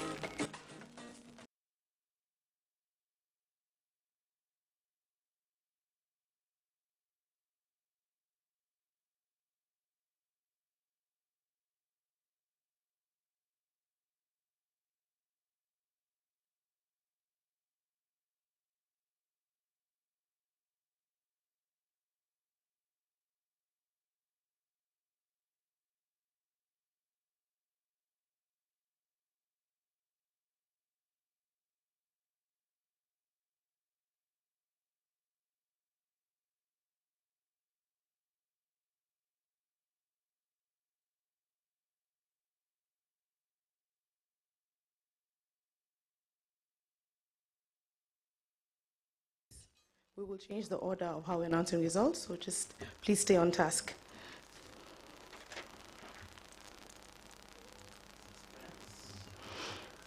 Drum roll.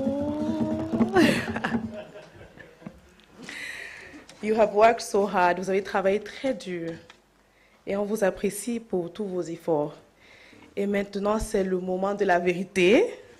This is the moment of truth, where we award your efforts.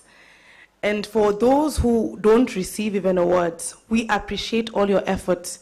As they said, as it has been said time and again, it is such a wonderful privilege, and you've been so bold to reach up until this point of the competition. The fact that you've left your country to be here is truly amazing. It's truly special. So I just want to congratulate everyone who does not get an award today for the wonderful work that they have done.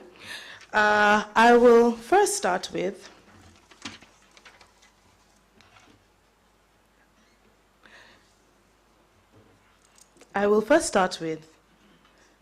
the best oralist, meilleur plaideur des francophones.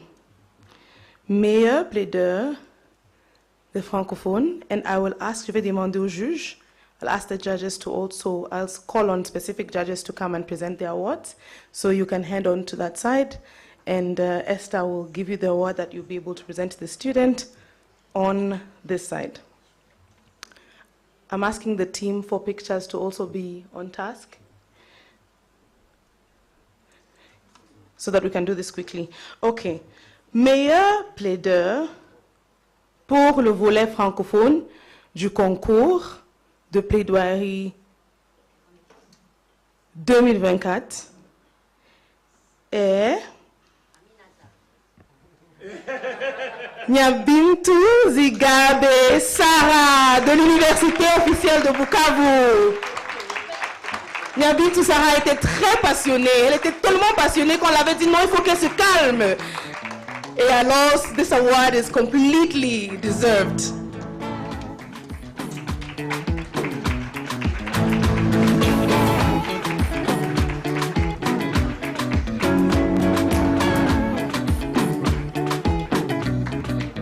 Oh, Susanna, I hope you're happy now. I see you flexing on the ground with your sponsor. Susanna, I hope you're happy now. I see you change your skin color.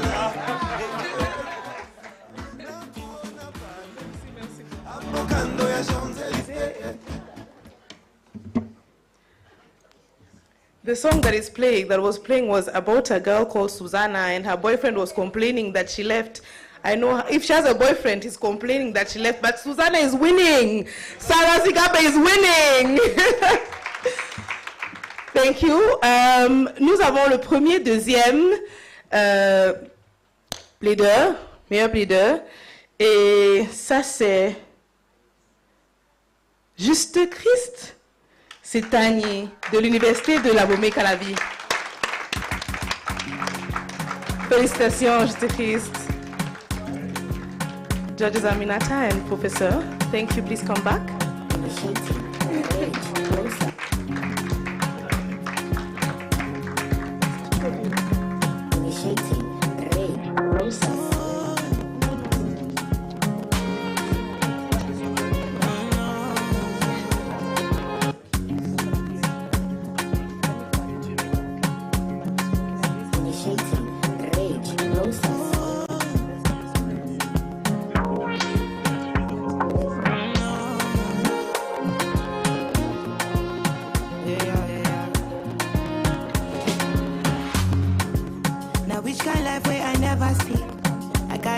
So I fear nothing.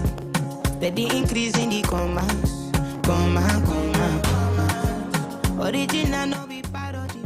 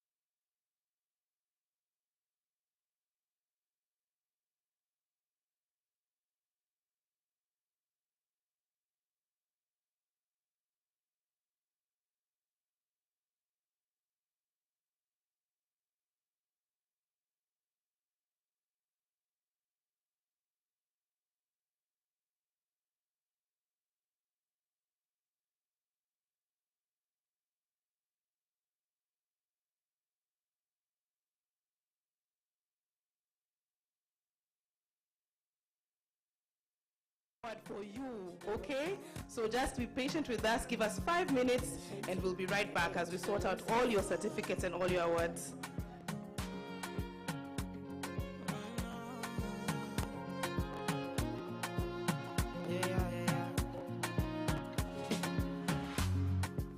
Now which kind life way I never see? I carry God so I fear nothing. Steady increase.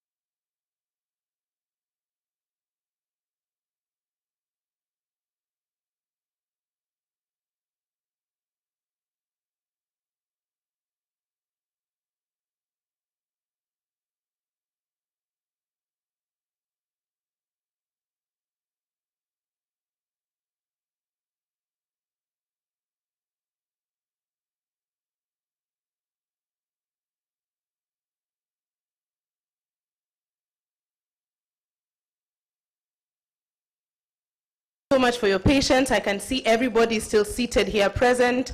I think we have a very wonderful crowd. Just clap for yourselves. Thank you so much. Okay, and we are back on live. We will first do, this is how we will do this. C'est comme ça que nous allons le faire. We are going to start with the major awards first, because we have some of our distinguished guests that have to leave, and we would like them to really participate and to, to award these amazing students who have worked so hard. So we'll start with the first major awards, and when we will do so, this is the best teams, best oralists, all of that. And then the second part of this will be the runners-up. Okay? All right. So I proceed with best oralist for Anglophone. The best oralist for the Anglophone component of this competition, drum roll. We have the right one. I'm confirming we have the right one. The best oralist is Dixon Mwebia Gitonga, University of Nairobi.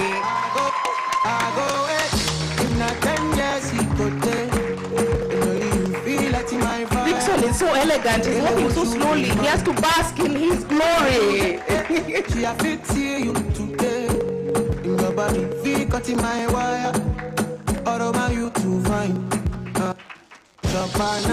Like monkey, body sweeter than turkey.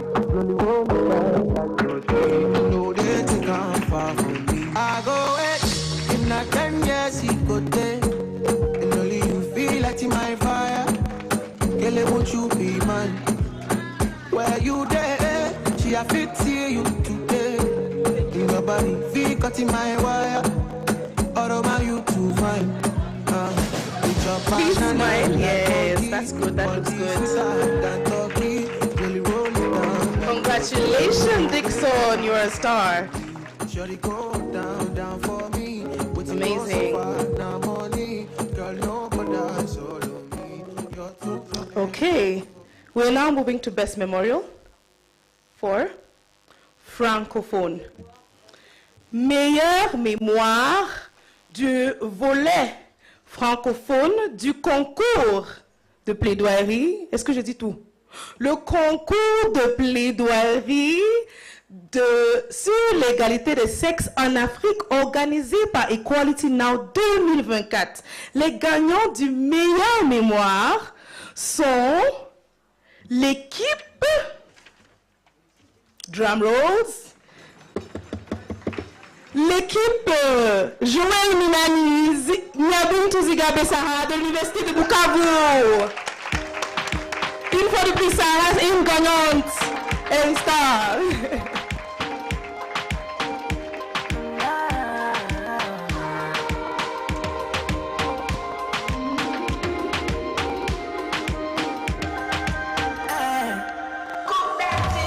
Can't seem to take my eyes off of you, especially your bite and move. The way you hold that thing, you wanna hold that thing. Baby, let me take a look. Oh Lord, me want all the girls in the whole world. I know what I'm doing is so wrong. Michel, c'est une félicitation, not congratulations. If you don't give a fuck, she said.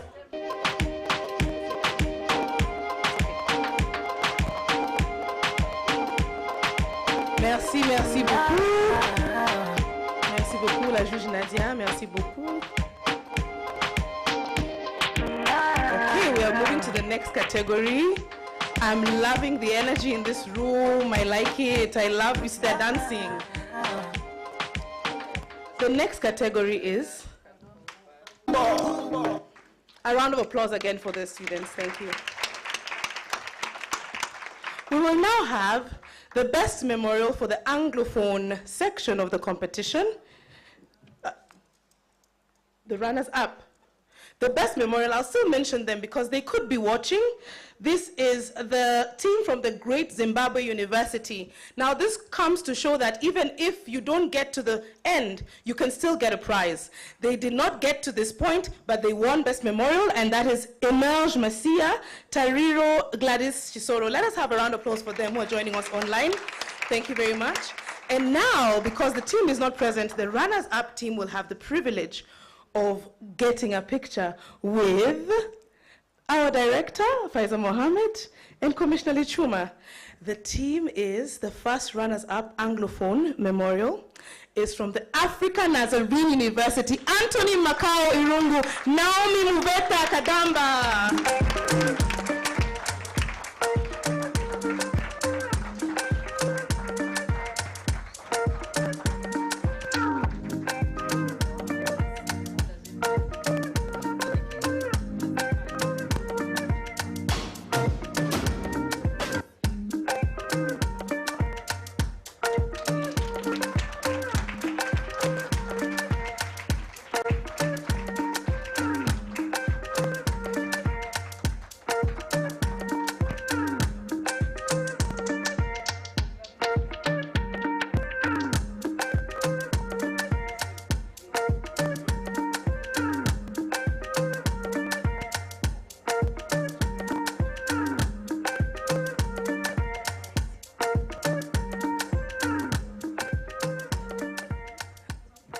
Amazing, amazing, amazing. I wish I was getting a prize.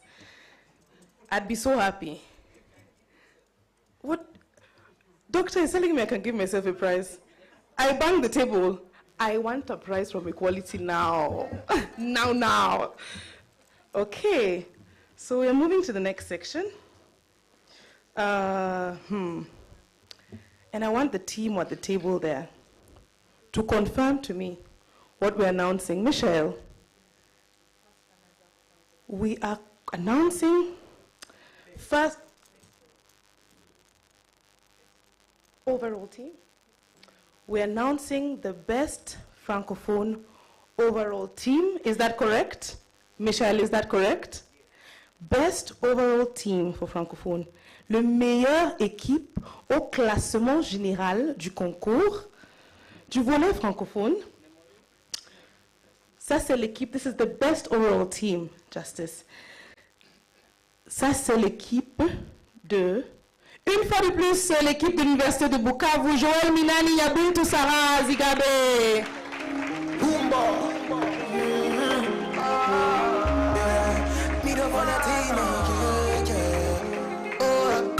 Sugar cane sweet, but your love is sweeter. Sobolo juice mixed with a little ginger. Oh girl, I wanna be with you, but you know they got enough time from me. I wanna live with you. I got the reason why I can't let go. Girl, you never know, so you gon' gossip. Man, them so far to find your love. Girl, you never know, so you gon' gossip. Man, them so far to find your love. Girl, you never know, so you gon' gossip. Man, them so far to find your love. Girl, you never know, so you gon' gossip. Man, them so far to find your love. Man, show your chin now, girl, don't talk. Got me like a thief in a night long job. But you know, say, all of my niggas, them ball. Nothing you go ever need at all. I join the G now, girl, don't know. Taking it a break, I tell me another judges, baby. Give this award because they were very strict and the students still made it. Thank you very much. A round of applause for the team again. All right, I guess you know what's coming next. I think you know what's coming next. The best overall team for the Anglophone component of the competition, the best overall team is Dixon Mwemba, Edna Kirote of the University of Nairobi. The university.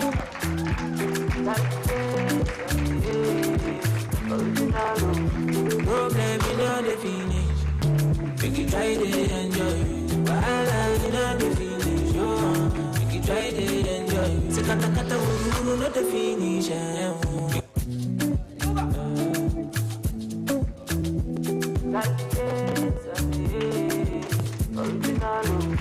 Problem in all the finish. Make you try to enjoy. Wahala in all the finish. Oh, make you try to enjoy. Say kata kata uru not the finish. Make you try to enjoy. Problem in all the finish. Oh, nah, make you try to enjoy.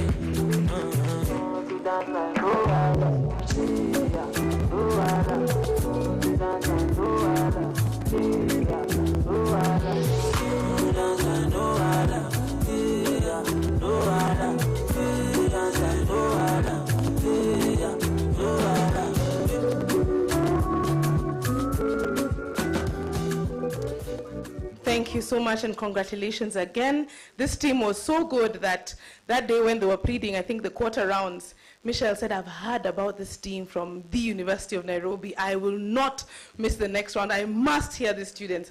Michelle was a very avid Mooter. This is Michelle here speaking at Strathmore University. And some of us wished we could be like him, but we're also happy we are ourselves. So we have the next team, that is the first runners-up team, le premier, deuxième meilleure équipe du volet francophone du concours. Et cette équipe est l'équipe de l'Université d'Amomé Calavi, Juste Christ Setangini et Junias Niel Danskipe. DJ Muziki tafadhali. See what you carry. No more any money. Make a body go around. Give it to me sharply. Don't say for me, oh. Kaila mami, oh. I could do this all my long. Don't carry me the girl. Carry over no. Take it in the hand about you. Carry me the girl, carry over Souris, souris, Juste Christ, souris, tu es très belle. Allez, voilà, c'est mieux. Très bien, très bien. Ok, je pense que ça va déjà, merci beaucoup. Juste Christ, on vous a annoncé, mais on n'avait pas votre certificat. Juste Christ, c'est à vous que je m'adresse. Judges, please come back for the picture. Juste Christ. On vous a annoncé, mais sans votre certificat de premier, deuxième plaideur. Donc voilà votre certificat. J'invite Madame la juge Akoa pour la photo. Madame la juge Akoa, il y a une photo ici très importante pour vous.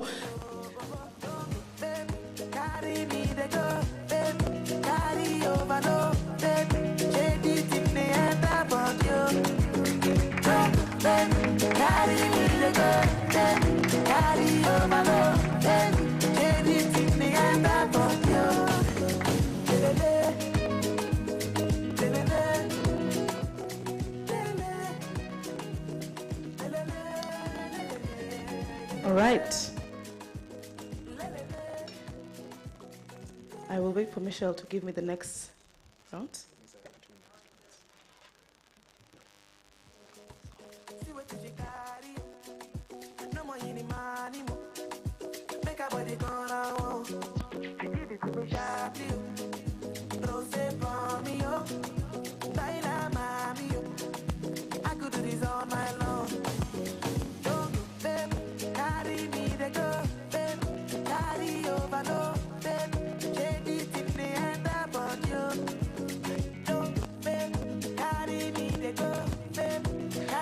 Okay, we'll now announce the first runners-up for the orator, best orator, first runners-up for the Anglophone component of the competition.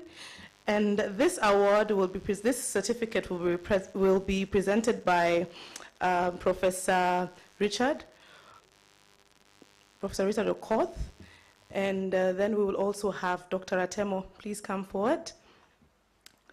And the first runners-up for the as best organist is, for the Anglophone component, is Naomi Muvethi Katamba.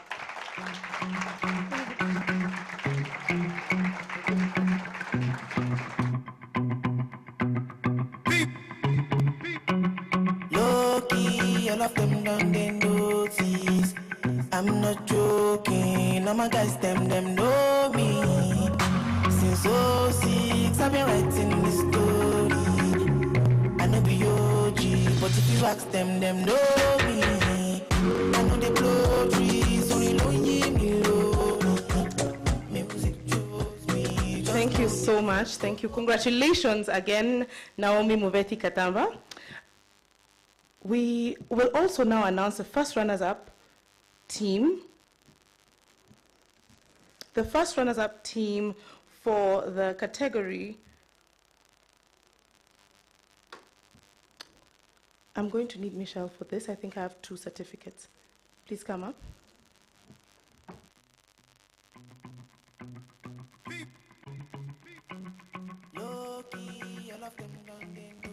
All right.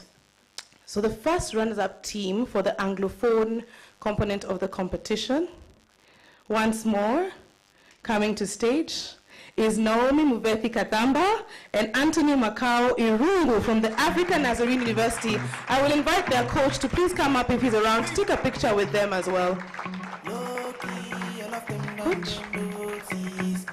I'm not joking, all my guys, them know me. Since 06, I've been writing this story. I know be OG, but if you ask them know me. This award, this certificates will be presented by,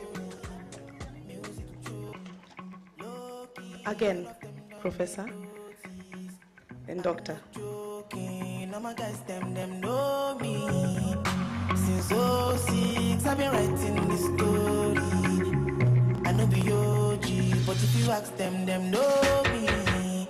I know they blow trees, only low me lonely. Music chose me, just know this and know me. I did low key, but I'm never lonely. Sexy ladies, come wine feel me slowly. I love you, I see, I wake you believe I will let the world, I will see her. Yeah, nobody only be over.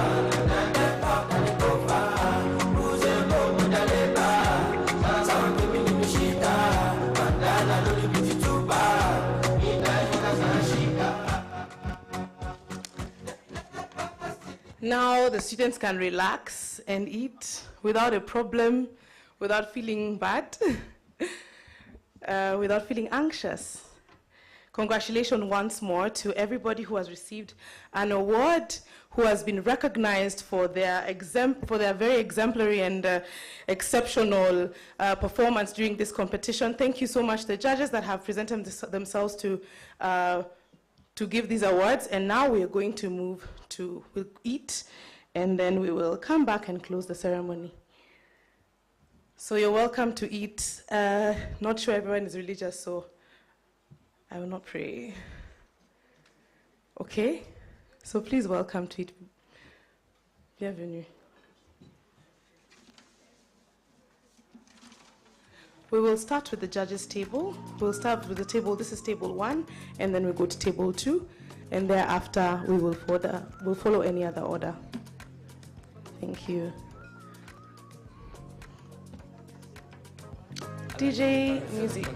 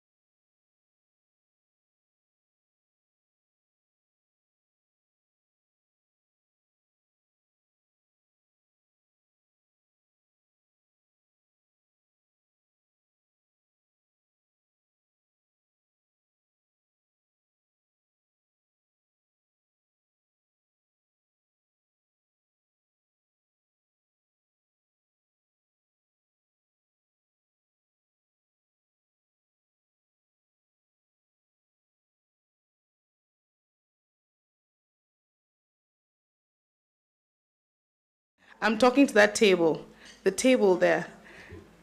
This is a ceremony, this is a meeting. Please settle down, put your earphones on. On the table there's some devices for you to be able to hear. We're going to hear from the Francophone teams that have traveled this far. But there are our East Africans as well, and this is the team from DRC. We have Joël Minani and Nyabintu Zigabe Sarah. Round of applause for this team. Thank you.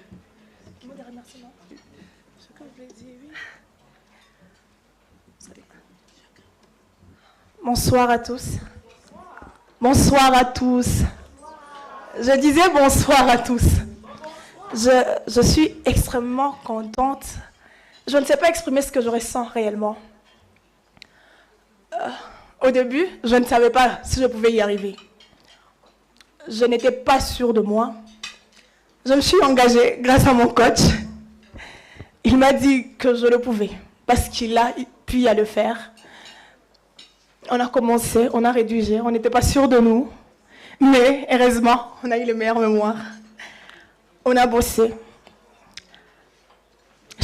Après plaidoirie, je me disais que je n'ai pas tout donné, que je n'aurais pas le prix. Mais après, je viens d'avoir le prix. Je remercie Equality Now pour cette opportunité qu'il nous a donnée, nous, les filles, et surtout aussi aux hommes de pouvoir promouvoir le droit de la femme. Je remercie tous les juges qui ont eu à nous assister.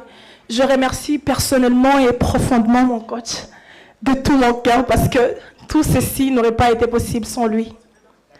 Et j'encourage d'autres personnes à être toujours fort et à travailler dur parce qu'il faut travailler vraiment dur, de nuit, de manque de sommeil, de nuit blanche, de nuit en train de parler. D'ailleurs, il y a ma maman qui me disait, heureusement, on ne va plus t'attendre parler la nuit. Je suis vraiment contente et peut-être je laisserai mon frère parler un peu en anglais parce que lui il parle anglais. Merci beaucoup.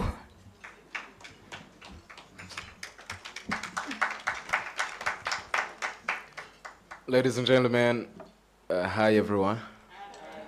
As my dear Sarah said, that was not very easy. That was not really easy. Going through writing memorials by preparing, advocacy, that was not very easy. We had to work hard with the help of our dearest coach. As you probably remark, he's the youngest among the coaches, but the best. So I thank Equality Now, which is trying to promote the most possible of the youngest students, African youngest students, and get us up to these kind of moments and make us feel proud. We're very happy. I thank my family, which is watching me right now. And thank you everybody to be here. And we're very glad. I'll let my coach, our dearest coach, to say a few things. And in a few seconds, you'll hear that he's someone very intelligent. Thank you very much.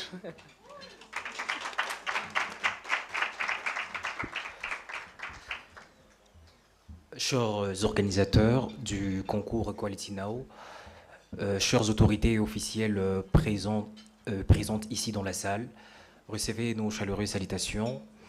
Je suis Giscard Bilingui. Je pense le plus jeune de coach. Déjà, je me disais au début, est-ce que c'est une bonne chose d'aller dans ce sens? Mais quelque chose m'a dit, tu peux le faire. Parce que dans le passé, je fais de concours, je plaidais, je gagnais, je ratais de concours aussi. Et puis, j'ai vu aussi d'autres équipes gagner juste avec des anciens plaideurs qui, d'ailleurs, n'avaient pas peut-être gagné. Alors, le message que je veux peut-être faire passer ici, aux équipes qui n'ont pas pu gagner, allez faire de vos prochaines équipes de meilleures équipes. Parce que moi, je pense que le meilleur coach sont ces personnes-là qui ont déjà vécu ces expériences, qui connaissent comment ça se passe, les stress. Et donc, On espère que les prochaines éditions seront encore plus intéressantes et attrayantes. Alors merci à Equality Now qui nous donne l'opportunité de parler de la femme, qui nous donne l'opportunité de défendre le droit de la femme, surtout pour nous, par exemple en RDC, où même nos parents qui nous ont mis au monde, continuent à garder cette mentalité discriminatoire à l'égard de la femme.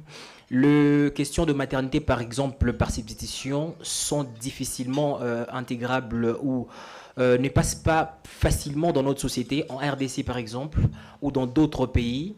Mais en faisant déjà ces genres de compétitions, c'est une façon de nous amener tous à défendre avec fierté le droit de la femme et de la jeune fille en Afrique. Nous disons donc grandement merci. Dernièrement, j'avais oublié de dire la chose la plus importante. Maman, tu me suis, je suis sûre. Merci beaucoup, maman. Merci. Ça a été tellement dur. Tu es tombée malade quand je commençais. Mais tu as toujours été là pour moi. Tu m'as toujours encouragée. Merci. Je dormais toujours à côté de ma maman quand je préparais. Toujours à toi d'être en train de déranger ma maman. Merci énormément. Papa aussi, tu me suis.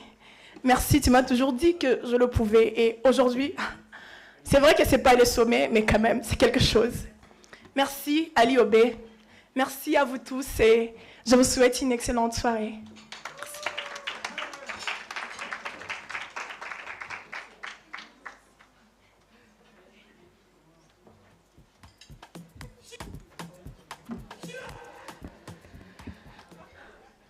Félicitations une fois de plus à l'équipe 24-58. We're now going to have a word from the winning team for the Anglophone section. We will have a word from the winning team. The overall, that's the best team. And I believe that this is the team from the University of Nairobi, the University of Nairobi. We have Dixon Mobia and Ednan Kirote. A word, a minute.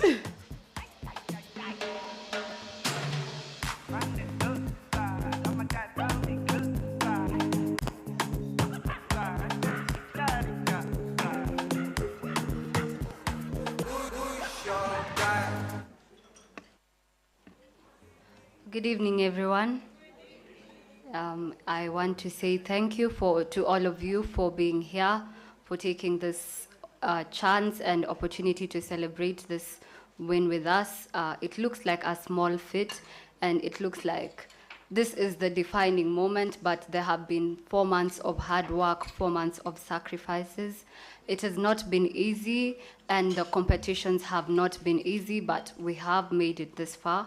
And I want to thank my mother for being here throughout the whole period, to all my friends who have been here throughout the whole period for seeing us through this whole time, to the organizers, Equality Now. It has not been easy for me. You know, I have been sick during the semis and the finals, and you kept checking on me, and I really do appreciate it.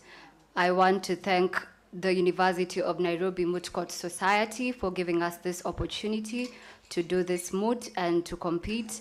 And last but not least, the second last person I want to thank is my partner for holding fort throughout this whole period.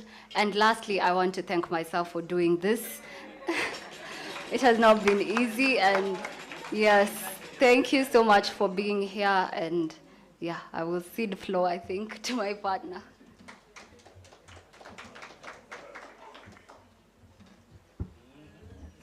Good evening, ladies and gentlemen.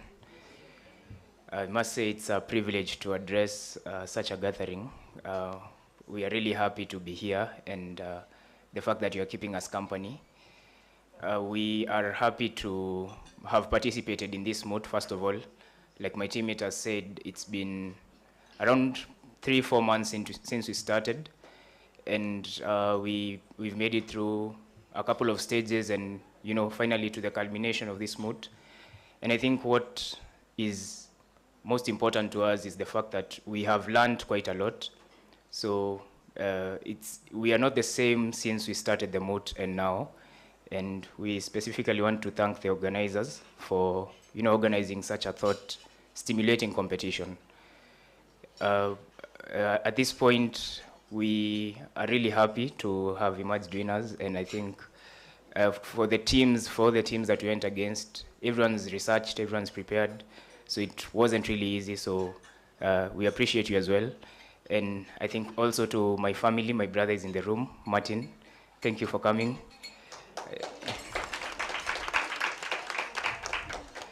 My family also happened to come for the semi-finals. I think we had a full table like this. I know they are watching. Thank you so much for your support. I wouldn't be here without you. And finally, also to the University of Nairobi, which also facilitated for us to be here. We really appreciate you for your training and for your support. Thank you so much for this opportunity. Finally, also for the judges, we happen to appear before very learned judges. It's a double-edged sword. You get to learn and you also get to answer very difficult questions. But we are happy to have the opportunity. Thank you so much and have a good evening.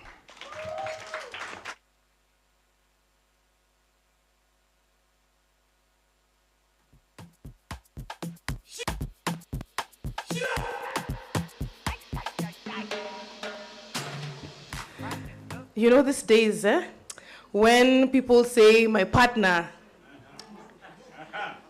when they say my partner, it means a lot of things. And Professor Maniakiza mentioned there to me that this could be your partner for life. Maybe you should try something. You work very hard, very well together. But congratulations to the team. And now the second moment that we've been waiting for. The first one was the awards. And the second one that everybody waits for so that they can go and feel nice and party and celebrate is the end of the ceremony and the vote of thanks. And this is going to be done by Margaret Kokumu, the registrar of the Kenyatta University. She has been so wonderful. I just want to say a few words about Margaret. You know, when I first met her, especially when we had been in meetings together the whole time with Kenyatta University, weekly meetings on Wednesdays. And we'd ask her to do something. She'd say, okay, I'll organize. And then we came on ground. And you see the way Harrison, I told you, was what? Chini, up and down.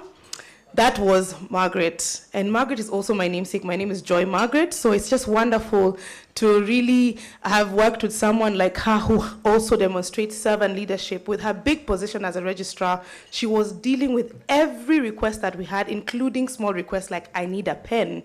I need this printed for me. And so this is exemplary of you, and I hope that we all emulate the kind of leadership that she shows to us. Welcome, Margaret Kokumu.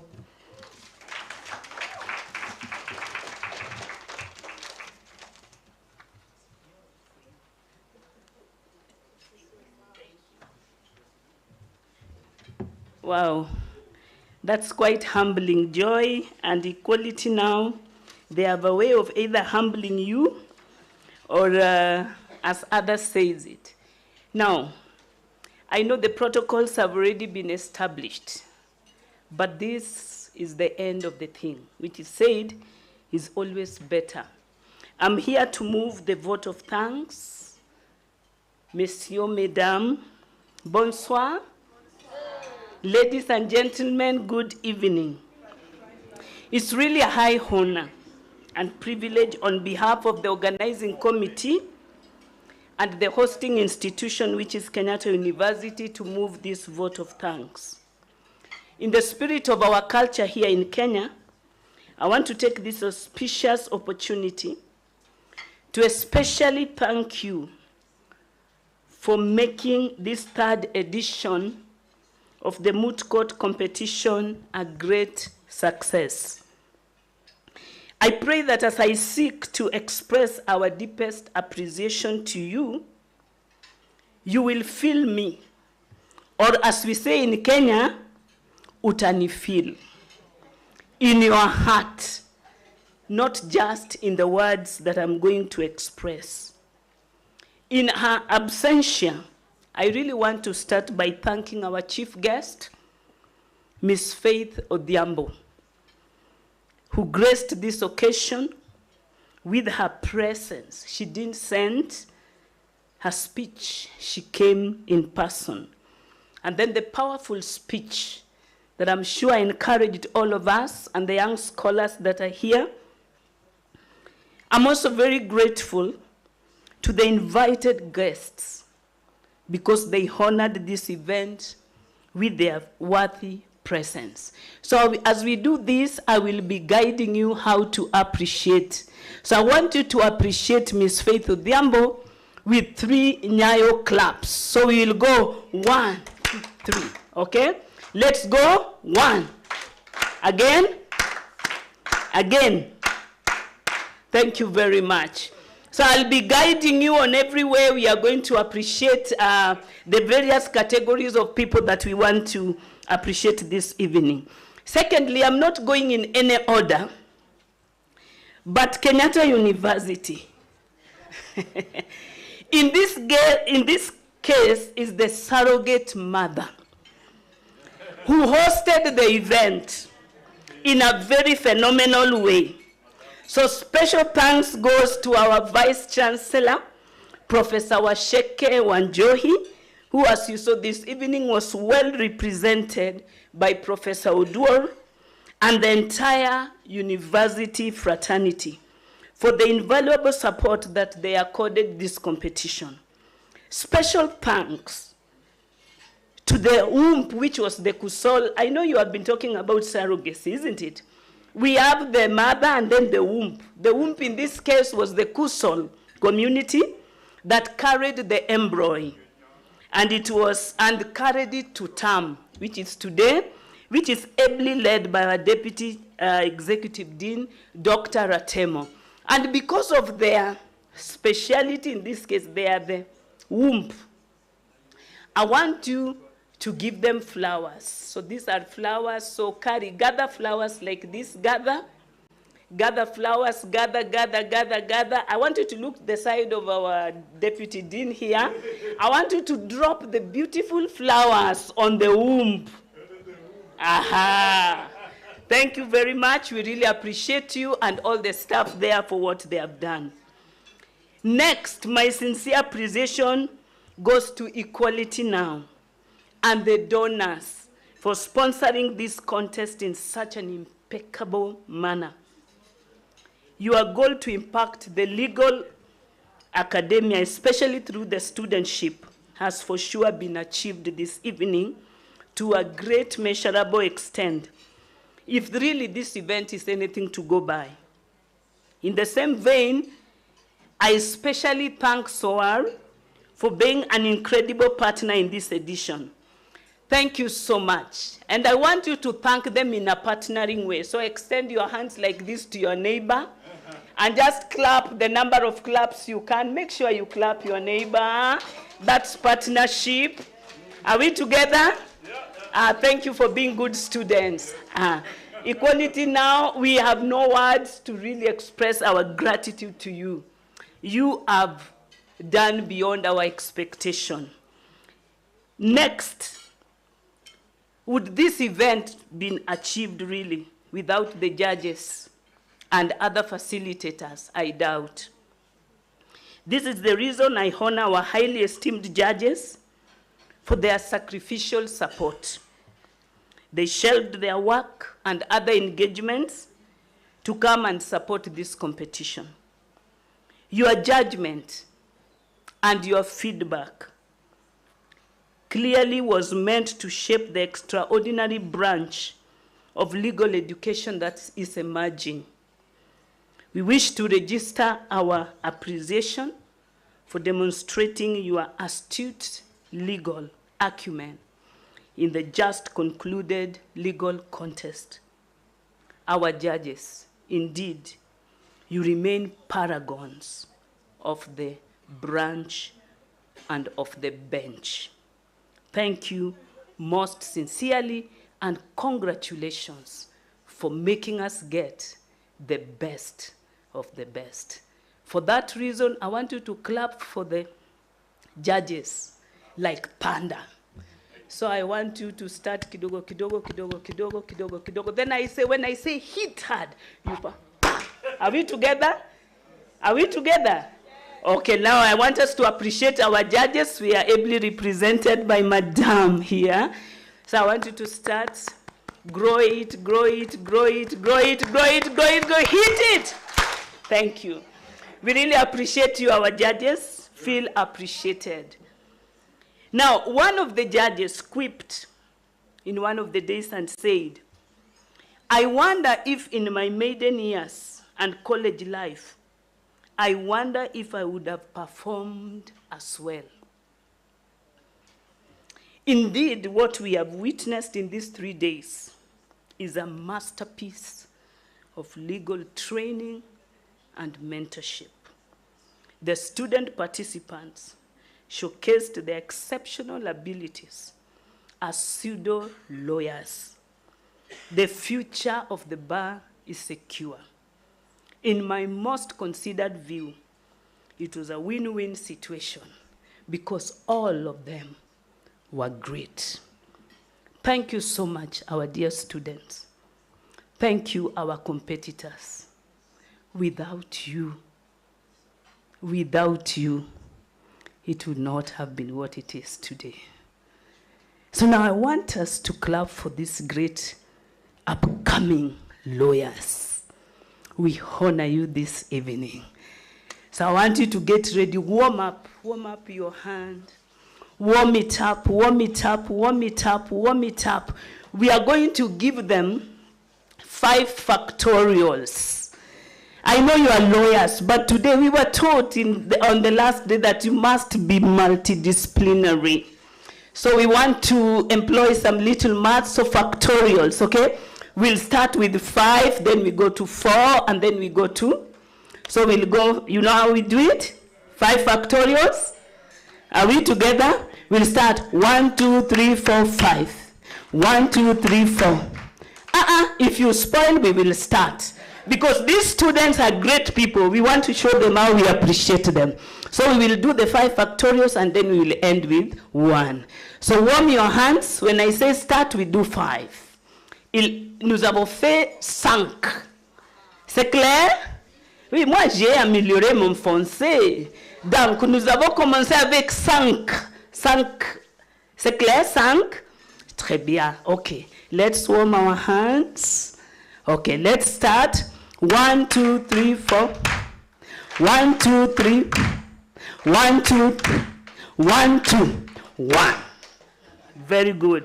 That is for our students. Now, to the committee that organized this event, oh my. Remember, this is your child. Through your toil, the labor, the burning of the midnight oil, you have made this a great success. People may never know. You blended your personality so well. Harrison, always in a hurry to make things work.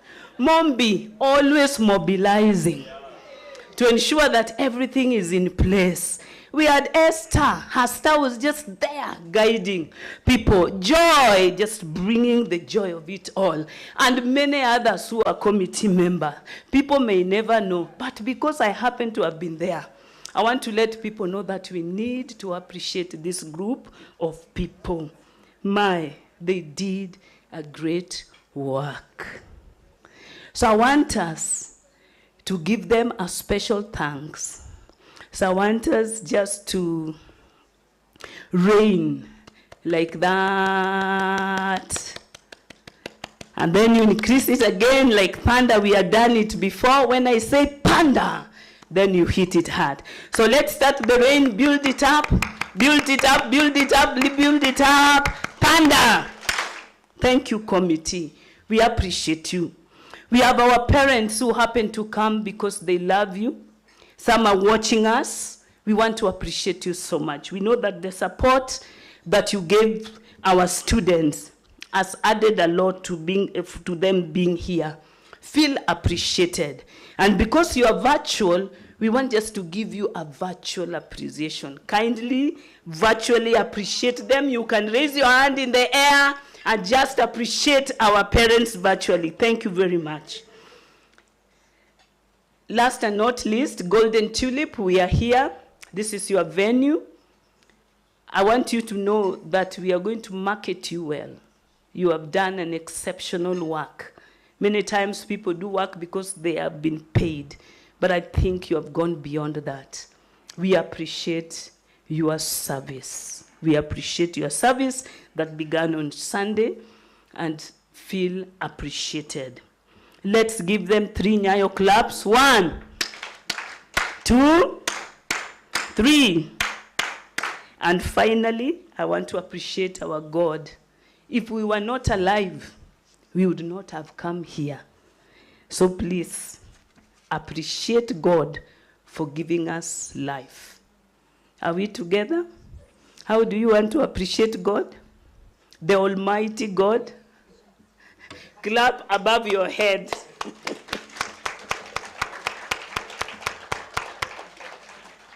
Thank you so much. Have a very great evening. Let me hand over to Joy. You know I said that she's joyous. She may give us the joy for the evening. Thank you so much.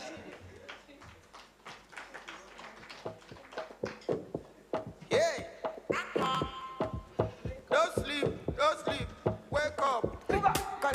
Thank you so much, Margaret, for that very, on to say anime, a very, you know what I mean, a very, the word is, I'm missing the word in English. Yes, a very anime, I would mix it, a very anime kind of vote of thanks. When, you know, this is one thing I really enjoy about people who work in government institutions or government officials, all these claps that they always have. You know, when she said, get ready, I thought she was going to say the one for Tino Kajan, get ready, I want you to jump. So thank you so much, everyone. I'm Joy Awich.